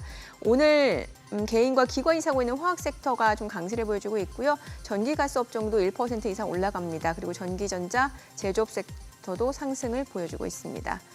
코스닥 수급도 확인해 보겠습니다. 코스닥 쪽에서는 지금 개인 투자자 홀로 순매수입니다. 402억 원 매수 우위고요. 외국인은 340억 원, 기관은 53억 원 매도 우위를 나타내고 있습니다. 지금 시각 9시 3분 지나갑니다. 환율 좀 체크해 보도록 하겠습니다. 오늘 외환시장 개장 상황입니다. 달러 환율 지금 현재 보합으로 개장이 됐네요. 1266원 60전에 개장이 됐습니다. 환율 시장은 어떻게 보여지세요, 지금? 환율, 예. 뭐 지금 어쨌거나 계속 고만고만한 흐름이죠. 고만고만한 흐름인데 큰 그림으로 봐서는 그거 같습니다. 우리 저 한때 이 출렁출렁거리는 가운데서도 대한민국에서 이 달러 환율의 중심 허리는 한 1140 내지 1150, 한 1150 정도였다고 한다면은 이게 고마 한 100원 정도가 올라온 것 같아요. 그래서 이제 1250 중심으로 해가지고 앞으로는 뭐 그래서 다시 또 1300이냐 아니면 1200쪽이냐 뭐 이런 식의 흐름이 아닐까 싶은데 예전부터 그래도 한국 원화는 다시는 세 자리로 즉 1,000원 아래로 가야 되는 게 아니냐 하는 그런 기대에 섞인 전망들이 많았는데도 좀처럼 숫자 자체가 안 주네요. 돈 가치가 없는 데다가 환율 자체도 저렇게 우리나라처럼 저 네 자리 숫자, 1000단위 이거 잘 없어요, 이거. 그런데 지금 당장 안 움직이네요. 안 움직이고 저거하고 또 외국인 수급하고 지금 연결하기도 또 특별한 어떤 상관관계는 아직 안 보입니다. 예. 아니 오늘 저희가 앞서 좀 어느 정도 예상을 해봤습니다만 이제 사료, 비료 관련주들이 또 올라가긴 해요. 확실히 이제 곡물 가격이 좀 급등할 수도 있다라는 측면에서 이제 관련주들 쪽에 이제 좀 테마주를 엮이는 것 같은데 뭐 한탑, 사조동아원, 미래생명자원, 한일사료, KC패드, 팜스토리, 대한제당. 단순히 테마로만 보는 게 맞겠죠? 네, 제가 좀 약간 애매해서 단순히 테마로 봐야 된다라고 이제 네. 정의를 내려드리고 싶고요. 이들 기업들이 물론 이제 좀 실제 수혜를 보는 기업들도 있었지만 대체로 테마로 오른 기업들이 그러면 지난 그 1년간 그 실적을 좀 잘 되돌아보시면은 수혜를 봤어야 될 기간이거든요. 예. 근데 숫자상 보면 수혜를 이제 보는 기업이 그렇게 많지는 않아요. 그러니까 지금 올라가는 이제 기업들, 급등하는 기업들은 대부분 다 테마성일 가능성이 매우 높다라고 보시면 되고요. 이게 지금 뭐 전쟁이 작년처럼 뭐 고조화되는 분위기로 가는 분위기 절대 아닌 것 같거든요. 뭐 끝나가는 분위기인데 그냥 질질 끌리는 그런 느낌이거든요. 그렇기 때문에 이번에 뭐 협상이 뭐 안 된 점은 안 좋긴 하지만 다시 또 이야기는 될 수 있는 겁니다. 결국 외교적인 것들은 명분이 중요하다 보니까 그런 명분 싸움에서 지금 뭔가 답을 못 찾고 있어서 제가 볼 때 좀 계약 성사가 좀 안 이루어졌다 이렇게 보는 거니까 여튼 지금 올라가는 기업들은 단순 테마성이니까 뭐 혹시라도 뭐 저점에 내가 매수를 하고 있었는데 때마치 급등을 하고 있다. 그러면 지금 이렇게 급등할 때 매도하는 전략, 그러니까 매도 시점을 찾는 게 지금 전략이니까 그렇게만 이용하시면 될 것 같습니다. 예. 그리고 앞서 저희가 그 MLCC 적층 세라믹 컨덴서 관련주도 좀 봤는데 오히려 삼성전기는 조금 쉬어가는데 다른 종목도 있잖아요. 대주전자재료 네. 아니면 뭐 코스모 신소재, 사막 컨덴서, 아바텍, 아모텍 이런 종목들도 이제 MLCC 관련주로 엮여 있는데 이런 종목들은 또 흐름이 괜찮네요. 그런데 오늘 좀 보니까 대체로 그런 것 같고요. 예. 뭐 일단 대주전자재료 이런 기업은 지금 뭐 기존에 전자재료 다른 사업들도 하고 있지만 최근에는 거의 주가 흐름 보시면은 그 2차 이제 전지 관련돼서 뭔가 이슈가 있을 때마다 지금 올라오기 때문에 오늘도 그 아마 음극재 관련된 이슈로 올라오는 것 같아요. 지금 같이 올라오는 종목을 제가 봤는데 코스닥에서 그 나노신소재라고 하는 기업이 같이 올라오거든요. 이게 도전재라고 해서 결국 이 실리콘 음극재 쪽, 그다음에 전체적으로 배터리의 그 기술 이제 개발 이런 쪽에서 부각이 될 만한 기업들로 연초도 많이 꼽혔던 게 대주전자재료, 뭐 나노신소재 이런 기업들인데 오늘 지금 코스닥 내에서 같이 올라오거든요. 그래서 이런 기업들이 지금 같이 올라오는 거 봐서는 아마도 2차 전지 이슈가 좀 더 강하게 작용하고 있는 것으로 보입니다. 저죠 2차 전지에 뭐라도 걸쳐놔야 되는군요. 아니 오늘 코스닥 2차 전지 너무 좋은 게 지금 뭐 에코프로비엠도 그렇고 에코프로도 그렇고 또 뭐 포스코 퓨처엠도 지금 6% 강세고요. 그러니까 2차 전지 안 갖고 있으면 소외될 수밖에 없는 장이긴 해요. 이 와중에 LNF는 약간 답답한 모습이긴 하고요. 네네. 예. 그래서 제가 오늘도 좀 한 가지 말씀드리고 싶은 게 뭐냐면 네. 지난주에 그 포스코가 예. 그 밸류데이라고 개최를 했잖아요. 예, 예. 그래서 제가 주목했던 기업이 어디였냐면 포스코 퓨처엠입니다. 왜냐하면 일단 뭐 2차 전지 내에서 양극재 관련된 사업을 하는 기업이고 가장 핵심 소재이기 때문에 이 기업이 발표한 그 생산 캐파 제가 숫자를 좀 많이 주목을 했고요. 기존에 2030년까지 한 61만 톤을 생산한다 이런 게 기존 계획이었는데 포스코 퓨처엠이 이번에 발표한 걸 봤더니 100만 톤으로 지금 상향 조정했습니다. 100만 톤이요? 네네. 그러니까 39만 톤을 더 늘린 겁니다. 계획상. 그러니까 상향 조정한 거고 요거를 매출에 환산했더니 36조가 나와요. 예. 요 매출의 환산은 양극재 매출만 제가 추정을 한 겁니다. 그리고 이거는 포스코 그룹사에 발표한 숫자예요. 그러니까 100만 톤 양산되면은 그때 36조 원의 매출을 달성할 수 있다. 이런 계획을 잡은 거고요. 자, 이런 식으로 다른 양극재 업체들 비교해 봤는데 에코프로 BM이 71만 톤일 때 25조 원 매출이 가능하고요. 네. LNF가 46만 톤일 때 16조 원, 그리고 LG화학이 34만 톤일 때 12조 원, 코스모 신소재가 15만 톤일 때 5.4조 원입니다. 이거는 지금 제가 각 기업별로 공식적으로 생산 캐파 발표한 내용을 취합해가지고 정리해 놓은 겁니다. 요거는 다시 한번 말씀드리는데 양극재만 지금 나온 이야기이고요. 포스코 퓨처엠이 지금 상향 조정을 했습니다. 그래서 네. 제가 볼 때 몇 가지 의미하는 부분들이 있는데 전반적으로 지금 2차 전지 그 시장 수요가 더 커지고 있다는 걸 의미하고요. 두 번째는 동종 업종들도 지금 보시면 대체로 27년까지 계획만 나와 있어요. 예. 이러면은 2030년, 그러니까 기간을 더 늘리면은 당연히 생산 캐파는 더 늘어나겠죠. 그래서 제가 볼 땐 생산 캐파를 상향 조정 발표할 가능성이 있다는 겁니다. 그러니까 다른 기업들, 발표 안 한 기업들도 상향 조정하는지를 잘 봐야 될 것으로 보이고 마지막으로 지금 양극재 기업들은 기술력은 거의 이제 상향 평준화된 편입니다. 많이 올라왔어요. 그래서 제가 볼 때는 앞으로의 경쟁력은 자금 조달 능력이다.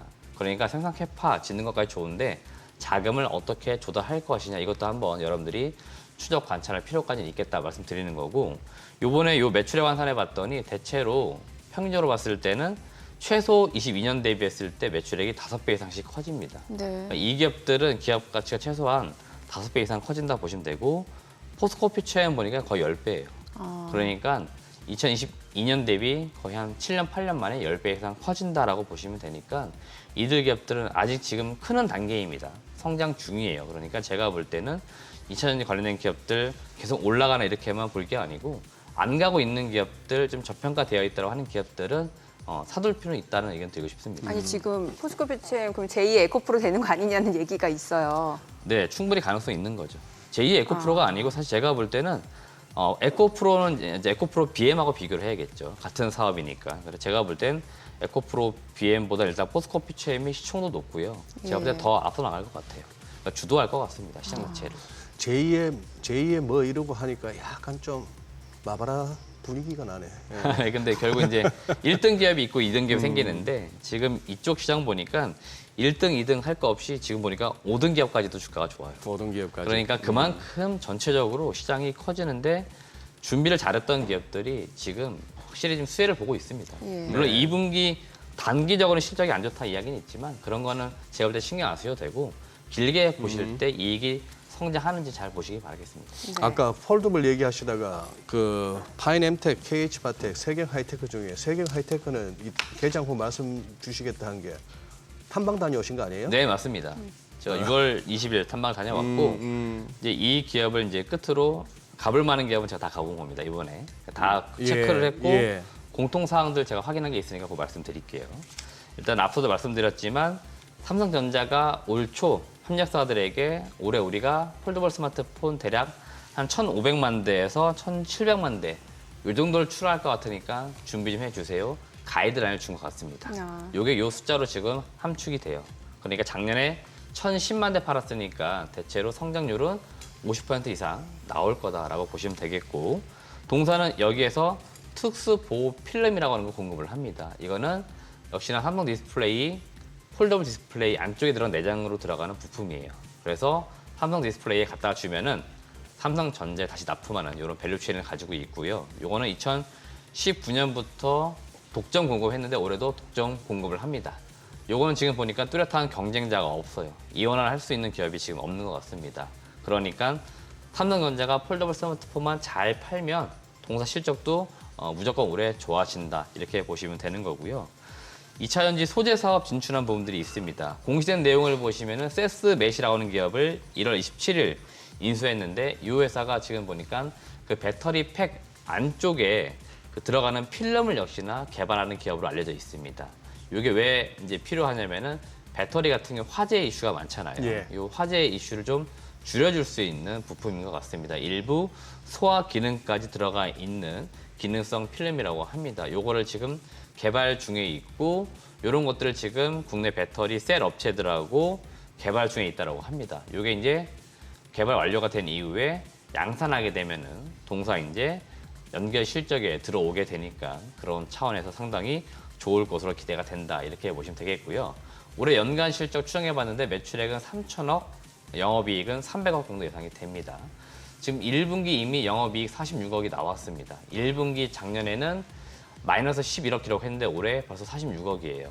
이 정도 페이스라고 하면 제가 볼 때 영업이익 300억, 그다음에 영업이익률 10% 이상 넘어가는 게 어렵지는 않겠다. 이런 기대감이 지금 있기 때문에 제가 볼 땐 전반적으로 올해 실적이 좋아지는 점, 단기적으로 폴더블 스마트폰, 그리고 장기적으로는 2차전지 소재 시장까지 진출하는 부분들을 여러분들이 관심 있게 보시면 좋겠습니다. 네, 오늘 들으신 기업 탐방과 관련된 자세한 리포트는 또 크존 앱에서 확인해 보실 수 있으니까요. 우리 시청자 여러분들 참고해 보시면 될 것 같습니다. 세경 하이테크까지 좀 짚어봤고 또 그 이전에 다녀온 기업 탐방, 그 기업들 혹시 또 추가로 조금 더 보강해 줄 내용이 있을까요? 네, 일단 주말에 나왔던 뉴스 예. 중에 제가 요 뉴스를 봤는데 MC넥스 예. 제가 지난주에 2주 전에 한번 예, 소개를 예. 시켜드렸던 기업인데 전장 부품 쪽 사업 주목하라 말씀드렸는데 동사 그 대표이사가 그 센싱 카메라를 기아에 그 EV9이라고 하는 이번에 새로 나온 전기차 모델이 있는데 여기에 3분기부터 공급한다라고 이야기를 하고 있습니다. 네. 이게 지금 보니까 기존에 공급하지 않았던 부품들입니다. 그러니까 기존에는 후방 카메라, 뭐 어라운드 뷰 이런 쪽으로만 공급했는데 올해 달라진 게 뭐냐면 센싱 카메라, 그 다음에 전기차용 워터 펌프, 지문 인식 모듈 이런 것까지도 공급하면서 전반적으로 전장 부품 사업을 하고 있는데 이걸 일단은 공급한다라고 시장에 알렸습니다. 그리고 추가적으로 현대차 그룹 앞으로 나올 만한 차종 16개 모델에 독점 공급을 한다라고 합니다. 그만큼 지금 좋은 포지션, 매출 영업이익을 낼 수 있는 위치에 와 있기 때문에 제가 볼 때는 MC넥스 주목을 해봐야 되는데 다만 아마 2분기 실적이 안 좋을 거니까 그때 제가 투자 의견 중립으로 말씀드렸는데 네. 2분기 실적 나온 이후에는 좀 관심을 가져보실 필요는 있겠습니다. 혹시 또 다른 기업도 있을까요? 네, 또 한 가지 종목 말씀드리면 키이스트라고 하는 기업이 있는데 키이스트는 제가 그 연초에 한번 설명드렸던 예. 기업인데 이 기업은 사실은 올해 본업도 좋은데 시장에서는 본업에 관심이 전혀 없어요. 그러니까 드라마 제작 이거 이익이 나올 건데 제작에는 전혀 관심이 없고 원래는 드라마 제작 회사인데 그렇죠. 올해 이익이 그쪽은 상당히 관심이 좋아집니다. 없고 네, 어디에 관심이 있냐면 2차 전지? SM 그 그룹 이야기 한참 나올 때 그래요? M&A 네. 이슈입니다. M&A. 그래서 지금 매각 이슈가 그때도 나왔거든요. 근데 지금 매각 절차가 진행되고 있는 것으로 보입니다. 최근에 키이스트가 주가 변동이 있거든요. 위아래 지금 계속 급등락을 하고 있는 변동이 나오는데 그 이유들은 M&A 관련돼서 이슈가 있는 거고 꽤나 지금 진정이 있어 보입니다. 그래서 관심을 지금 두고 있는 기업이 한 서너 군데 있다라고 하기 때문에 조만간 키이스트는 M&A 관련된 뉴스가 좀 나오지 않을까 예상이 되고 있습니다. 네, 알겠습니다. 오늘 내용 잘 들었습니다. 고맙습니다. 네.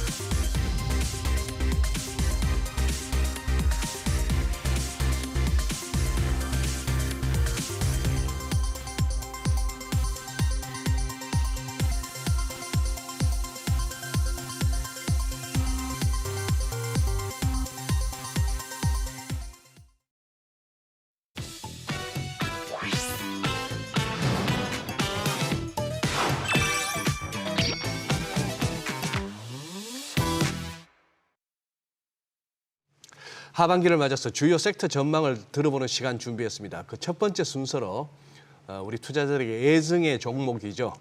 게임 포털 업종 다뤄보겠습니다. 네, 인터넷 게임 섹터 다루고 있는 키움증권 김진구 애널리스트 전화 연결해서 하반기 전망 듣고 알맞는 대응 전략까지 세워보겠습니다. 위원님 안녕하세요. 네, 안녕하세요. 네, 뭐 사실 챗 GPT 열풍에 힘입어서 반도체 업종이 이제 상승 무드를 탄 것과 달리 네이버, 카카오는 좀 별로 재미가 없던 상황인데 지금 김진구 위원님이 쓰신 그 하반기 리포트를 봤을 때는 이제 AI 관련 내용으로 이제 포털 업종도 중장기적으로는 매력이 있다 이렇게 보셨더라고요. 예, 그 AI 중장기 밸류 부각을 맥점으로 보고 있고요. 맵도 변수와 연결된 단기시적인 광고 시장 노이즈를 매수 기회로 활용할 필요가 있다라고 보고 있습니다. 그 AI 에코시스템은 생성형 AI를 근간으로 한 주요 세그멘트의 연결을 통해 범용 인공지능으로 진화를 모색할 걸로 보고 있고요. 해당 과정에서 중요한 것은 개인화된 라이브 데이터의 확보력이라고 보고 있고 주요 AI 얼라이언스 간 실시간 유저 데이터를 확보하기 위한 경쟁이 치열하게 이루어질 걸로 판단하고 있고요. 해당 데이터를 가진 업체가 유리한 입지를 차지할 걸로 보고 있습니다. 그리고 이런 과정에서 자사 AI 얼라이언스 확대를 위해 데이터 접근성이 큰 주요 온오프라인 이해 관계자를 포섭하는 시도가 다방면으로 나타날 것이고 해당 과정에서 경제적 보상을 위한 자체 블록체인 통화가 활용되어 기축 통화로서 목표를 가지고 움직이게 될 것입니다. 여기 보시면 국내에서 네이버가 갖고 있는 검색 데이터 그리고 알고리즘과 주요 버티컬 세그멘트를 결합한 실시간 사용자 데이터 활용으로 높은 부가가치를 줄 수 있는 AI 서비스 출시를 조망하고 있고요. 해당 판단에 의거해서 서비스 공개 이전에 동사에 대한 투자 비중을 높일 것을 권고를 드리고 있습니다. 네, 지금 이제 2분기 실적 시즌이기도 합니다. 일각에서는 네이버는 선방을 한 반면에 카카오는 뒷걸음질 쳤다 이런 분석이 있던데요. 두 회사 모두 주가는 이제 고점 대비 매우 떨어진 상황입니다. 3, 4분기에는 실적 측면에서 좀 기대해봐도 괜찮을까요? 네, 그 네이버는 복합적 경기 하에서도 검색 광고 사업의 탄력성으로 실적 가시성과 안정성이 부각된다라고 할 수 있겠고요. 이에 2분기 영업이익을 3,769억 원으로 전망을 하고 있습니다. 2분기 서치 플랫폼 매출은 전년 대비 1.5% 증가한 9,188억 원을 추정을 하고 있고요. 서치 플랫폼 검색 광고 매출은 6,937억 원으로 전년 대비 5% 증가를 추정 적용하고 있습니다. 하반기는 시간이 지날수록 금리 노이즈 감소와 이에 연동한 소비 심리 및 경기 회복 등으로 광고주 예산 집행 증가를 기대하며 이에 따라 동사 서치 플랫폼 매출액의 3분기, 4분기 및 23년 연간 전년 대비 증가율은 각각 6.1%, 10.6%, 그리고 4.7%로 반영하고 있기 때문에 하반기로 갈수록 좀 더 안정성은 더 증가할 수 있겠다. 이런 말씀 드려볼 수 있겠습니다.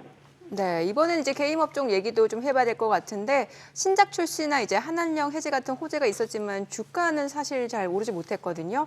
이 AI 관련 서비스 선보이겠다는 뉴스들이 나오고 있는데 혹시 투자자 입장에서 좀 미리 살펴보면 좋을 내용 뭐가 있을까요? 그 주요 엔진 그리고 솔루션의 고도화로 트리플 A급 게임 시장의 성장 지속을 전망을 하고 있고요. 메타버스 세그멘트 하에서 게임 내 입지 강화를 조망을 하고 있습니다. 콘솔 기반의 고퀄리티 게임에 대한 유저 관심은 지속될 걸로 보고 있고요. 최저가를 포함한 높은 게임성을 확보한 게임은 출시 이후에 또 매우 탄력적인 성과를 기록하고 있습니다. 펄어비스 경우는 붉은 사막 인게임 영상에 대해서 8월 게임스컴에서 공개를 유력하게 조망을 하고 있고요.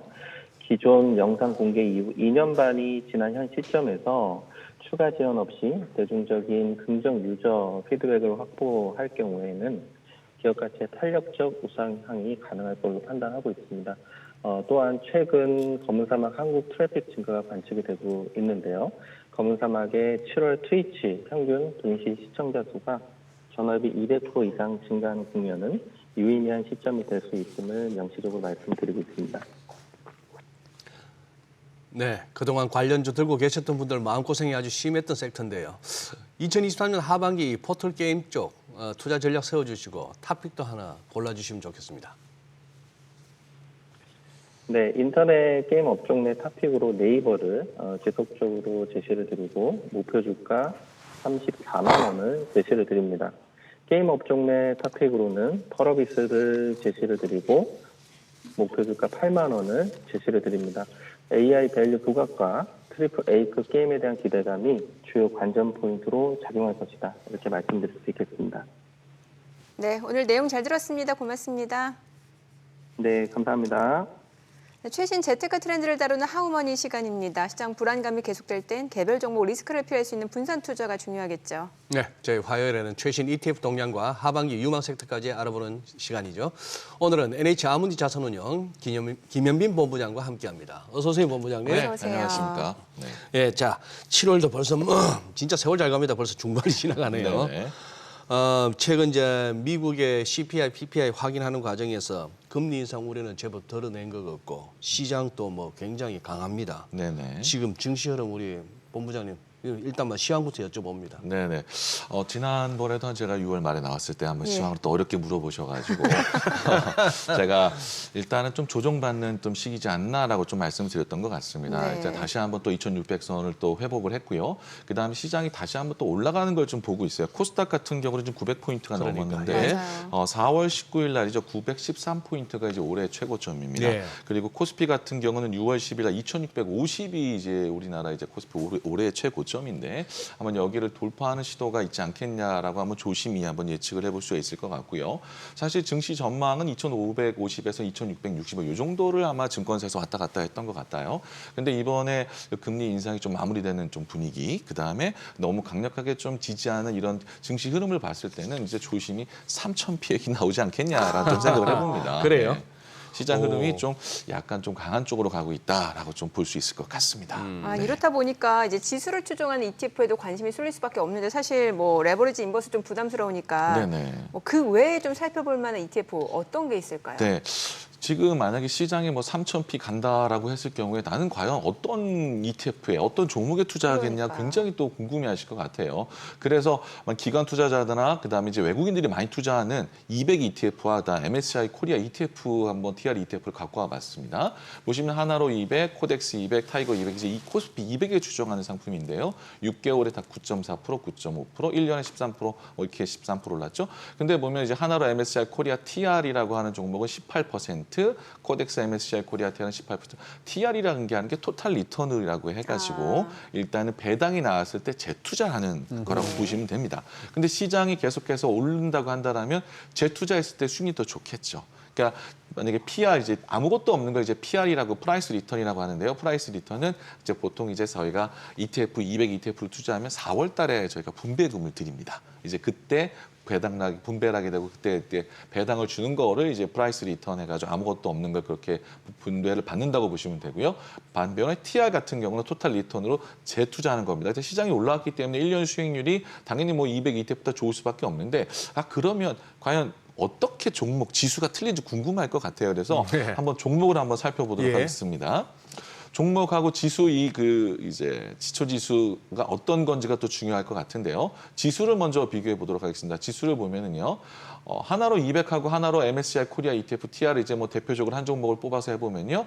하나로 200은 코스피 우리나라 거래소에서 만든 종목이고요. 일단 유동 시가총액 뭐 시장 대표성, 업종 대표성을 감안해서 우리나라 대표 지수죠. 코스피 200 종목을 산출한다고 보시면 되고요. 그 MSCI 코리아 TR은 우리나라 지수 업체가 아닌 MSCI 좀 글로벌한 지수 업체죠. 여기에서 우리나라 종목을 100종목을 이제 102종목, 약 102종목 산출한다는 지수라고 유동 시가총액은 맞지만은 종목 수가 틀리네요. 코스피 200은 200종목, 200개. 그다음에 MSCI 코리아는 102종목이 됩니다. 이렇게 투자하는구나 했을 때 그렇다고 하면 종목은 정말 어떻게 틀린가 한번 살펴보도록 하겠습니다. 일단은 코스피 200, 하나로 200 같은 경우는 100에서 200 종목을 담았다는 게 좀 차이가 있을 수 있겠고요. 하나로 200 같은 경우는 삼성전자 30.63%, SK 하이닉스, 삼성 SDI, LG화학, 포스코홀딩스, 현대차 어차피 알아시는 종목들 다 담았어요. 그래서 만약에 시장이 내가 3,000포인트까지 올라간다고 생각한다면 이거라도 빨리 잡아야 됩니다. 그렇죠? 내가 테마, 게임주, 원자력인데 어떤 걸 담기 굉장히 힘들다고 한다면 고민하지 마시고 200형 ETF에 지수가 올라갈 때 반드시 올라가는 상품이기 때문에 투자하시면 좋을 거라고 생각이 되고요. 반면에 그럼 하나로 MSCI 코리아 TR ETF는 지수가 어떻게 구성되는지 한번 살펴보도록 할게요. 삼성전자 31.44%, 삼성전자가 좀 높네요. 그리고 SK 하이닉스, 삼성전자 우선주, 삼성 SDI 딱 보면 거의 다 비슷한데 한 가지 틀린 게 있어요. 삼성전자 우선주가 들어가네요. 삼성전자 우선주가. 그렇죠. 그래서 삼성전자가 우선주까지 들어가서 삼성전자가 합치면은 35%가 넘는 투자하는 거죠. 그러니까 MSCI 코리아 ETF 같은 경우는 삼성전자 비중이 하나로 200, 코스피 200 지수보다 좀 크다. 그래서 내가 앞으로 3,000p, 3,000포인트 간다고 한다면 다시 삼성전자가 대장주가 되지 않겠느냐라고 했을 때는 MSCI 코리아 TR ETF도 내가 한번 대표 지수로서 한번 투자해보는 것도 괜찮을 것 같다는 생각이 듭니다. 야, 어떻게 우리 제작진에서 일정을 어떻게 잡았길래 우리 김현민 본부장님 나오면 항상 1등이 하나로요. 네네. 그렇죠? 네, 맞습니다. 절묘합니다. 네네, 수익률이 조금 좋았습니다. 조금 좋았습니다. 감사합니다. 약간 또 네네. 찡긋하시면서. 본부장님, 지금 이게 그러면 좀 전에 종목 보여주셨는데 거의 200개 그리고 102개 그 정도였어요. 네네. 그거보다 더 압축해서 알짜 종목 없나요? 네, 그런 거 있습니다. 사실 제가 200 ETF에서 200 종목을 다 어떤 종목을 담았는지 알아볼 수 없고요. 그다음 102 종목인데 102 종목 뭔지 모르겠어요. 근데 나는 큰 종목 그냥 큰 거 한 10개 담고 싶다. 이런 분들이 또 많이 계십니다. 그래서 탑 10 ETF가 많이 나와 있는데요. 한번 살펴보도록 하겠습니다. 지금 하나로 200 탑10 ETF가 있고요. 그다음에 타이거 탑10 ETF, 코덱스 FN 탑10 동일 가중 ETF 지금 세 가지를 저희가 갖고 와봤습니다. 하나로 200 탑10 ETF 같은 경우는 뭐 1개월 중리 1%, 타이거 탑10은 4%, 6개월은 13%, 타이거 탑10은 16%. 보시면은 똑같은 탑10인데 6개월에 13%, 16%, 13% 굉장히 많이 틀려요. 그리고 아까 전에 제가 말씀드렸을 때 그 6개월 그 하나로 200 수익률이 9%였거든요. 그럼 보면은 탑10 ETF는 13%, 16%라고 한다면 수익률이 좀 좁네요. 그러네요. 결국 시장이 상승할 때 탑10 ETF의 수익률이 조금 더 좋을 수 있다라는 걸 네. 감안하신다고 한다면 네. 사실 대장주가 먼저 이끌고 그다음에 또 이제 또 중소형주도 올라오고 이런 경향이 또 있었기 때문에 시장이 다시 한번 상승할 때 한번 탑10 종목을 한번 살펴보는 것도 좋을 것 같은데요. 그럼 탑10 ETF에 왜 이렇게 수익률 차이가 나는지 한번 살펴보도록 하겠습니다. 지금 하나로 200 탑10과 그다음에 타이거 탑10을 비교해 보도록 하겠는데요. 하나로 200 탑10의 비중을 보면은 지금 10개 종목을 보시면 포스코홀딩스가 11%, 기아가 10%, SK하이닉스, 현대차, 삼성전자 아까 뭐 하나로 200에 있는 10목 종목 똑같은데 보시면은 비중이 좀 틀리다. 비중이 비슷하네요. 네, 다 비슷하죠. 10% 동일 가중이죠. 내외로. 동일 가중. 결국 이거는 하나로 200 탑10은 동일 가중에 투자했다라고 보시면 되면 동일 가중은 10종목을 10% 투자했다라고 보시면 됩니다. 그래서 그다음에 올라오는 순서대로 좀 비중이 틀려지는 거고요. 그다라고 한다면 타이거 탑10 ETF를 한번 보도록 하겠습니다. 타이거 탑10 ETF 수익률을 보면 삼성전자가 수익률이 아니고 비중을 보면 25%, SK하이닉스 17%. 아까 그 하나로 200 탑10과 타이거 탑10은 완전히 틀리죠. 그러네요. 타이거 그러네요. 탑10 같은 경우는 시총 순으로 해놓은 거죠. 네, 네. 그렇기 때문에 똑같은 탑10 ETF 하더라도 시총 순으로 해놓은 게 있고 그다음에 동일 가중으로 해놓은 게 있기 때문에 이런 것들도 여러분들이 나는 어떤 거에 투자할 것인지 선별해 가시면서 투자해 보시는 게 더 좋으실 것 같습니다. 시장이 막 급하게 상승하는 종목이라고 한다면 오히려 타이거 탑10 종목, 삼성전자가 좀 많이 있는 것들이 좀 좋을 수도 있고요. 좀 시장이 좀 안정되면서 골고루 간다라고 한다면 동일 가중이 좀 좋을 수 있다라고 판단이 됩니다. 네. 또 새로 출시된 ETF도 좀 봐야 될 것 같은데 사실 이제 지난번 출연하셨을 때 그 네네. 생성형 AI ETF 출시를 앞두고 있고 오늘 이 시간 나오면 이제 소개해 주신다고 네네, 하셨잖아요. 맞습니다. 그래서 맞습니다. 사실 이게 네네. 제일 궁금해요. 네네. 그러면 생성형 AI ETF에 대해서 한번 설명해 네. 드리도록 하겠습니다. 얼마 전에 상장했고요. 그다음에 비교 지수를 보면은 솔렉티브 스테이트 테크놀로지 100 지수고요. 솔렉티브라는 지수에서 산출했습니다. 뭐 기술주 위주로 이제 100종목을 담는 건데요. 이거는 사실 저희가 액티브 ETF이기 때문에 기초 지수는 그렇게 중요하지 않다라고 보고요. 총 보수는 0.6%, 그다음에 LP하고 NH증권, 미래증권, 키움증권을 볼 수 있는데요. 이게 어떻게 구성이 된다라고 한번 저희가 그림을 보면 살펴보면은 생성형 AI라고 하는 것은 자체가 저희가 그 기본 데이터, 수많은 데이터를 이용해서 네. 새롭게 생성해서 어떤 걸 만들어내는 거라고 볼 수 있잖아요. 그렇게 된다라면 저희가 SW, 소프트웨어와 하드웨어, 인프라 세 개로 좀 구분해야 된다라고 해서 저희 액티브 매니저가 이 세 개로 구분해가지고 예를 들어서 소프트웨어 같은 경우는 팔토아일로, 그다음에 알리바바, 그다음에 하드웨어 같은 경우는 엔비디아, SML, 인프라는 마이크로소프트, 구글 이렇게 대형주 위주로 좀 담아놨습니다. 이렇게 담아놓고 지금 20종목으로 구성이 되는데요. 20종목이 어떤 건지 뭐 저희가 다 알려드릴 수 없으니까 10종목 먼저 알려드리도록 할게요. 보시면 엔비디아, 그다음에 메타, 마이크로소프트, 그다음에 테슬라, 브로드컴, 알파벳 뭐 굉장히 여러분들이 보시면 되게 대형주 위주로 담았구나라고 좀 보일 수 있을 것 같아요. 이게 20종목을 지금 담았는데 엔비디아가 8%부터 시작해서 쭉 이렇게 분산 투자해서 담아놨습니다. 사실 뭐 엔비디아가 최근에 많이 올랐기 때문에 네. 엔비디아가 비중을 많이 투자한다라고 하면 좋을 수 있겠지만은 이 액티브 매니저기 때문에 액티브 ETF이기 때문에 액티브 매니저의 생각에서는 지금은 엔비디아를 좀 줄여야 되지 않겠냐. 아하. 그렇게 했기 때문에 지금 한 거고 그렇다고 하면 지금 여기에서 오픈 AI에 지금 뭐 투자하는 뭐 이런 상품이 없지 않느냐라고 예. 하는데 아직 오픈 AI, 챗 GPT를 당연히 그 ETF는 상장하지 않았고요. 그다음에 생성형 AI는 이제 그 미국에서 이제 스타트업으로 막 올라오고 있습니다. 그렇기 때문에 처음에는 대형주 위주로 담았다가 이런 종목들이 상장이 되게 되면 이렇게 바로 담을 수 있도록 액티브 ETF로 지금 만든 상황이고요. 거고요. 그리고 그다음에 이제 저희가 이 액티브 ETF를 만들면서 큰 종목 위주로 담았던 거는 나중에 이 작은 종목들은 아마 이제 큰 회사들이 좀 흡수할 가능성이 좀 크다라고 볼 수 있고요. 그렇게 생성형 AI가 발달이 되면서 이게 사실 굉장히 큰 우리 시장에 변화를 줄 거라고 생각이 되는데 이거의 변화를 만약에 파악하려고 한다면 액티브하게 운용을 해서 그런 종목들이 상장했을 때 또 IPO 들어왔을 때 이런 거를 투자할 수 있는 상품으로 만들었다는 게 포인트가 될 수 있을 것 같습니다. 네. 살짝 보니까 메모리 쪽 종목, 메모리 관련한 종목은 좀 잘 안 보인다는 그런. 그리고 지금 본부장님 이게 ETF가 가입을 하고 싶으면은 최소한 이 정도는 갖고 오셔야 됩니다 하는 최소 금액이 있습니까? 없습니다. 예, ETF는 한 종목도 살 수 있습니다. 이렇게 한 주도 살 수 있기 때문에 그렇게 몇 종목 뭐 돈을 중요하지 않고요. 소액이나 뭐 그다음에 큰 금액 상관없이 그냥 생성형 AI에 한번 투자해 보시는 것도 좋을 것 같습니다. HT에 써서 하면 되잖아요. 네, 맞습니다. 그러니까. 그런데 아까 0.6% 보수죠. 보수.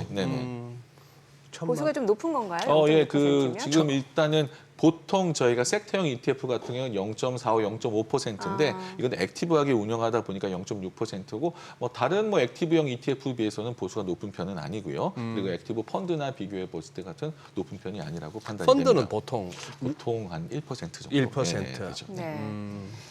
자, 그리고 2차 전지 얘기도 안 해볼 수가 없는데 사실 뭐 오늘 보니까 뭐 에코프로 BM 다 날라가요, 진짜. 뭐 에코프로는 지금 108만 원이 넘어선 상황이고.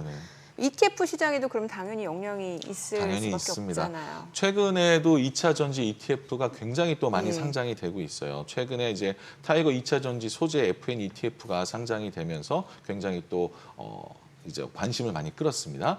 일단 개인 순매수 상위 ETF를 저희가 6월 30일부터 7월 14일까지 봤을 경우에도 2차 전지 핵심 소재 ETF, 그다음에 2차 전지 이런 ETF들이 굉장히 많이 또 개인 투자자들이 또 좋아하고 많이 들어왔다라고 볼 수 있을 것 같고요. 그다음에 아까 말씀드린 타이거 2차 전지 소재 ETF 같은 경우는 상장한 지가 얼마 안 됐어요. 7월 13일 날 상장했는데 3일 만에 1천억 이상의 투자자들이 굉장히 몰렸습니다. 그래서 우리나라 ETF 2차 전지 ETF를 한번 살펴봤는데 우리나라 2차 전지 ETF는 7종목이나 상장이 돼 있더라고요. 그렇기 때문에 2차 종목 ETF에 보면은 굉장히 뭐 에코프로부터 시작해서 포스코홀딩스, 에코프로비엔 굉장히 많은 종목들을 담고 있고 그다음에 그 전에 나왔던 뭐 2차 전지, 뭐 코덱스 2차 전지, 타이거 2차 전지, 테마 같은 경우는 굉장히 많은 한 뭐 20종목, 30종목 이상을 담고 있었지만은 최근에 나온 것들은 소재 위주로 좀 많이 바뀌고 그다음에 조금 에코프로나 이런 종목에 좀 집중해서 좀 담는 상품이 있기 때문에 여러분들이 2차 전지 투자할 때 좀 겁난다라고 하시는 분들은 좀 분산돼 있는 것들 그 전에 나왔던 코덱스 2차 전지, 타이거 2차 전지에 투자하시는 게 좋으실 것 같고요. 나는 에코프로 비중이 높은 게 좋다. 그리고 에코프로 이런 것들 높은 비중에 투자하겠다라고 한다라면은 뭐 타이거 2차 전지 소재라든지 소울 2차 전지 소부장 같은 ETF에 투자해 보시는 게 아마 차이가 될 수 있을 것 같습니다. 그래요. 지금 최근 들어서는 이제 또 원전, 또 방산, 뭐 요렇게 또 이제 이슈가 되고 있지 않습니까? 또 맞습니다. 대통령 순방에도 맞춰서 그렇게 되는데 일단 이제 정부 정책 수혜로 이제 또 묶일 수가 있는 테마들이고 ETF 전략은 그러면 어떻게 가져가면 좋을까요? 네, 뭐 지난번에도 제가 말씀드렸지만 원자력 ETF가 우리나라에 2가지가 상장이 돼 있습니다. 그래서 하나로 원자력 아이셀렉트 ETF, 그다음에 에이스 원자력 딥스 테마 ETF 2가지가 상장이 돼 있는데 이것도 구성 종목이 틀렸기 때문에 좀 약간 차이가 있는데 하나로 원자력 아이셀렉트 ETF 같은 경우 한 달에 한 7% 이상 수익을 냈고요. 그다음에 원자력 ETF는 한 2% 가량의 수익을 냈습니다. 그렇기 때문에 원자력 테마도 한번 여러분들 관심을 가지면서 투자해 볼 수 있을 것 같고요. 말씀드린 것처럼 또 방산 ETF 또 그다음에 우주에 투자하는 ETF도 우리나라에 상장이 돼 있어요. 그리고 지금 최근에 또 이제 수익률을 끄면서 인기를 끌고 있는 게 지금 지난주에 수익률 상위 ETF를 살펴보면은요. 지금 첫 번째가 5G 뭐 반도체 소부장 그렇지만 5번째가 하나로 FN 조선해운 그다음에 9번째가 친환경 선박 액티브 ETF가 8%. 지난주에만 해도 조선해운 ETF가 9%가 넘는 ETF 성장세를 보였기 때문에 사실 뭐 슈퍼사이클 온다라고 조선주 ETF 주목하라고 하고 있기 있기 때문에 이런 조선주 ETF, 하나로 FA 조선 ETF, 그다음에 친환경 선박 액티브 ETF에도 여러분들이 관심을 가져보면서 투자하시면 좋으실 것 같습니다. 하지만 이런 뭐 테마성도 있지만은 나는 뭐 이 차가 힘들다라고 하면 앞서 말씀드린 것처럼 200 ETF, MSCI 코리아 ETF, 그다음에 탑10 ETF에 관심 있게 투자해 보시면은 시장 올랐는데 나는 수익이 안 난다라는 분들의 좀 저는 좀 없었으면 좋겠다는 생각에서 앞서 그 말씀드린 ETF도 관심 있게 지켜봐 주셨으면 좋을 것 같습니다. 아니. 본부장님 보시기에 네네. 우리 일반 개인 투자자들의 이른바 투자심, 투자 심리는 지금 어떻습니까? 지금 경계감이 커지나요? 아니면 기대감으로 아직까지? 지금 2차 전지에 대해서는 또 경계감이 좀 있고요. 좀 그다음에 있고. 그동안 많이 빠졌던 게임주들 이런 아하. 거에 좀 기대감이 있지 않나라고 생각이 됩니다. 근데 뭐 경계감, 기대감을 잘 활용하셔가지고 2차 전지를 좀 투자하는데 좀 비중을 좀 줄인다든지. 그다음에 근데 오늘 게임주, 이렇게 날아가는데요. 그렇죠. 근데 에코프로 110만 원 찍겠는데요, 지금. 그렇죠. 그렇기 때문에 너무 이렇게 계속 올라가는 것들에는 좀 비중을 좀 줄일 필요가 있다라고 생각이 되고요. 그래서 저는 이제 기관 투자자들이 투자하는 핵심 코어 세틀라이트 전략이라고 하죠. 그래서 200형이나 이제 대표 지수에 한 50% 이상 투자를 하면서 그다음에 2차 전지, 뭐 게임주, 조선에온 이런 것들을 한 10% 좀 투자하면서 비중을 조절하는 전략이 지금은 좀 필요하다. 몰빵 투자는 좀 지금은 좀 힘들다라고 좀 말씀. 앵커 나쁘죠? 패널이 뭐 말을 못하게 해. 아니요. 의견을 듣고 싶은 거죠. 네네. 저는 그런 식으로 소외감이 조금 드니까. 분산 투자해서 투자하는 방법이 ETF가 사실 분산 투자의 핵심이기 때문에 ETF로도 추가로 분산 투자하는 게 지금 낫다라고 보여지고 있습니다. 네, 오늘 내용 잘 들었습니다. 고맙습니다. 고맙습니다. 감사합니다. 저희 방송 중에 전해드린 내용과 관련해서 모든 투자 판단의 책임은 투자자분들께 있다는 점 다시 한번 알려드립니다. 네, 세상의 모든 돈 되는 정보 100분 머니쇼. 오늘은 여기서 인사드리겠습니다. 저희는 내일 오전 8시에 다시 찾아뵙겠습니다. 고맙습니다.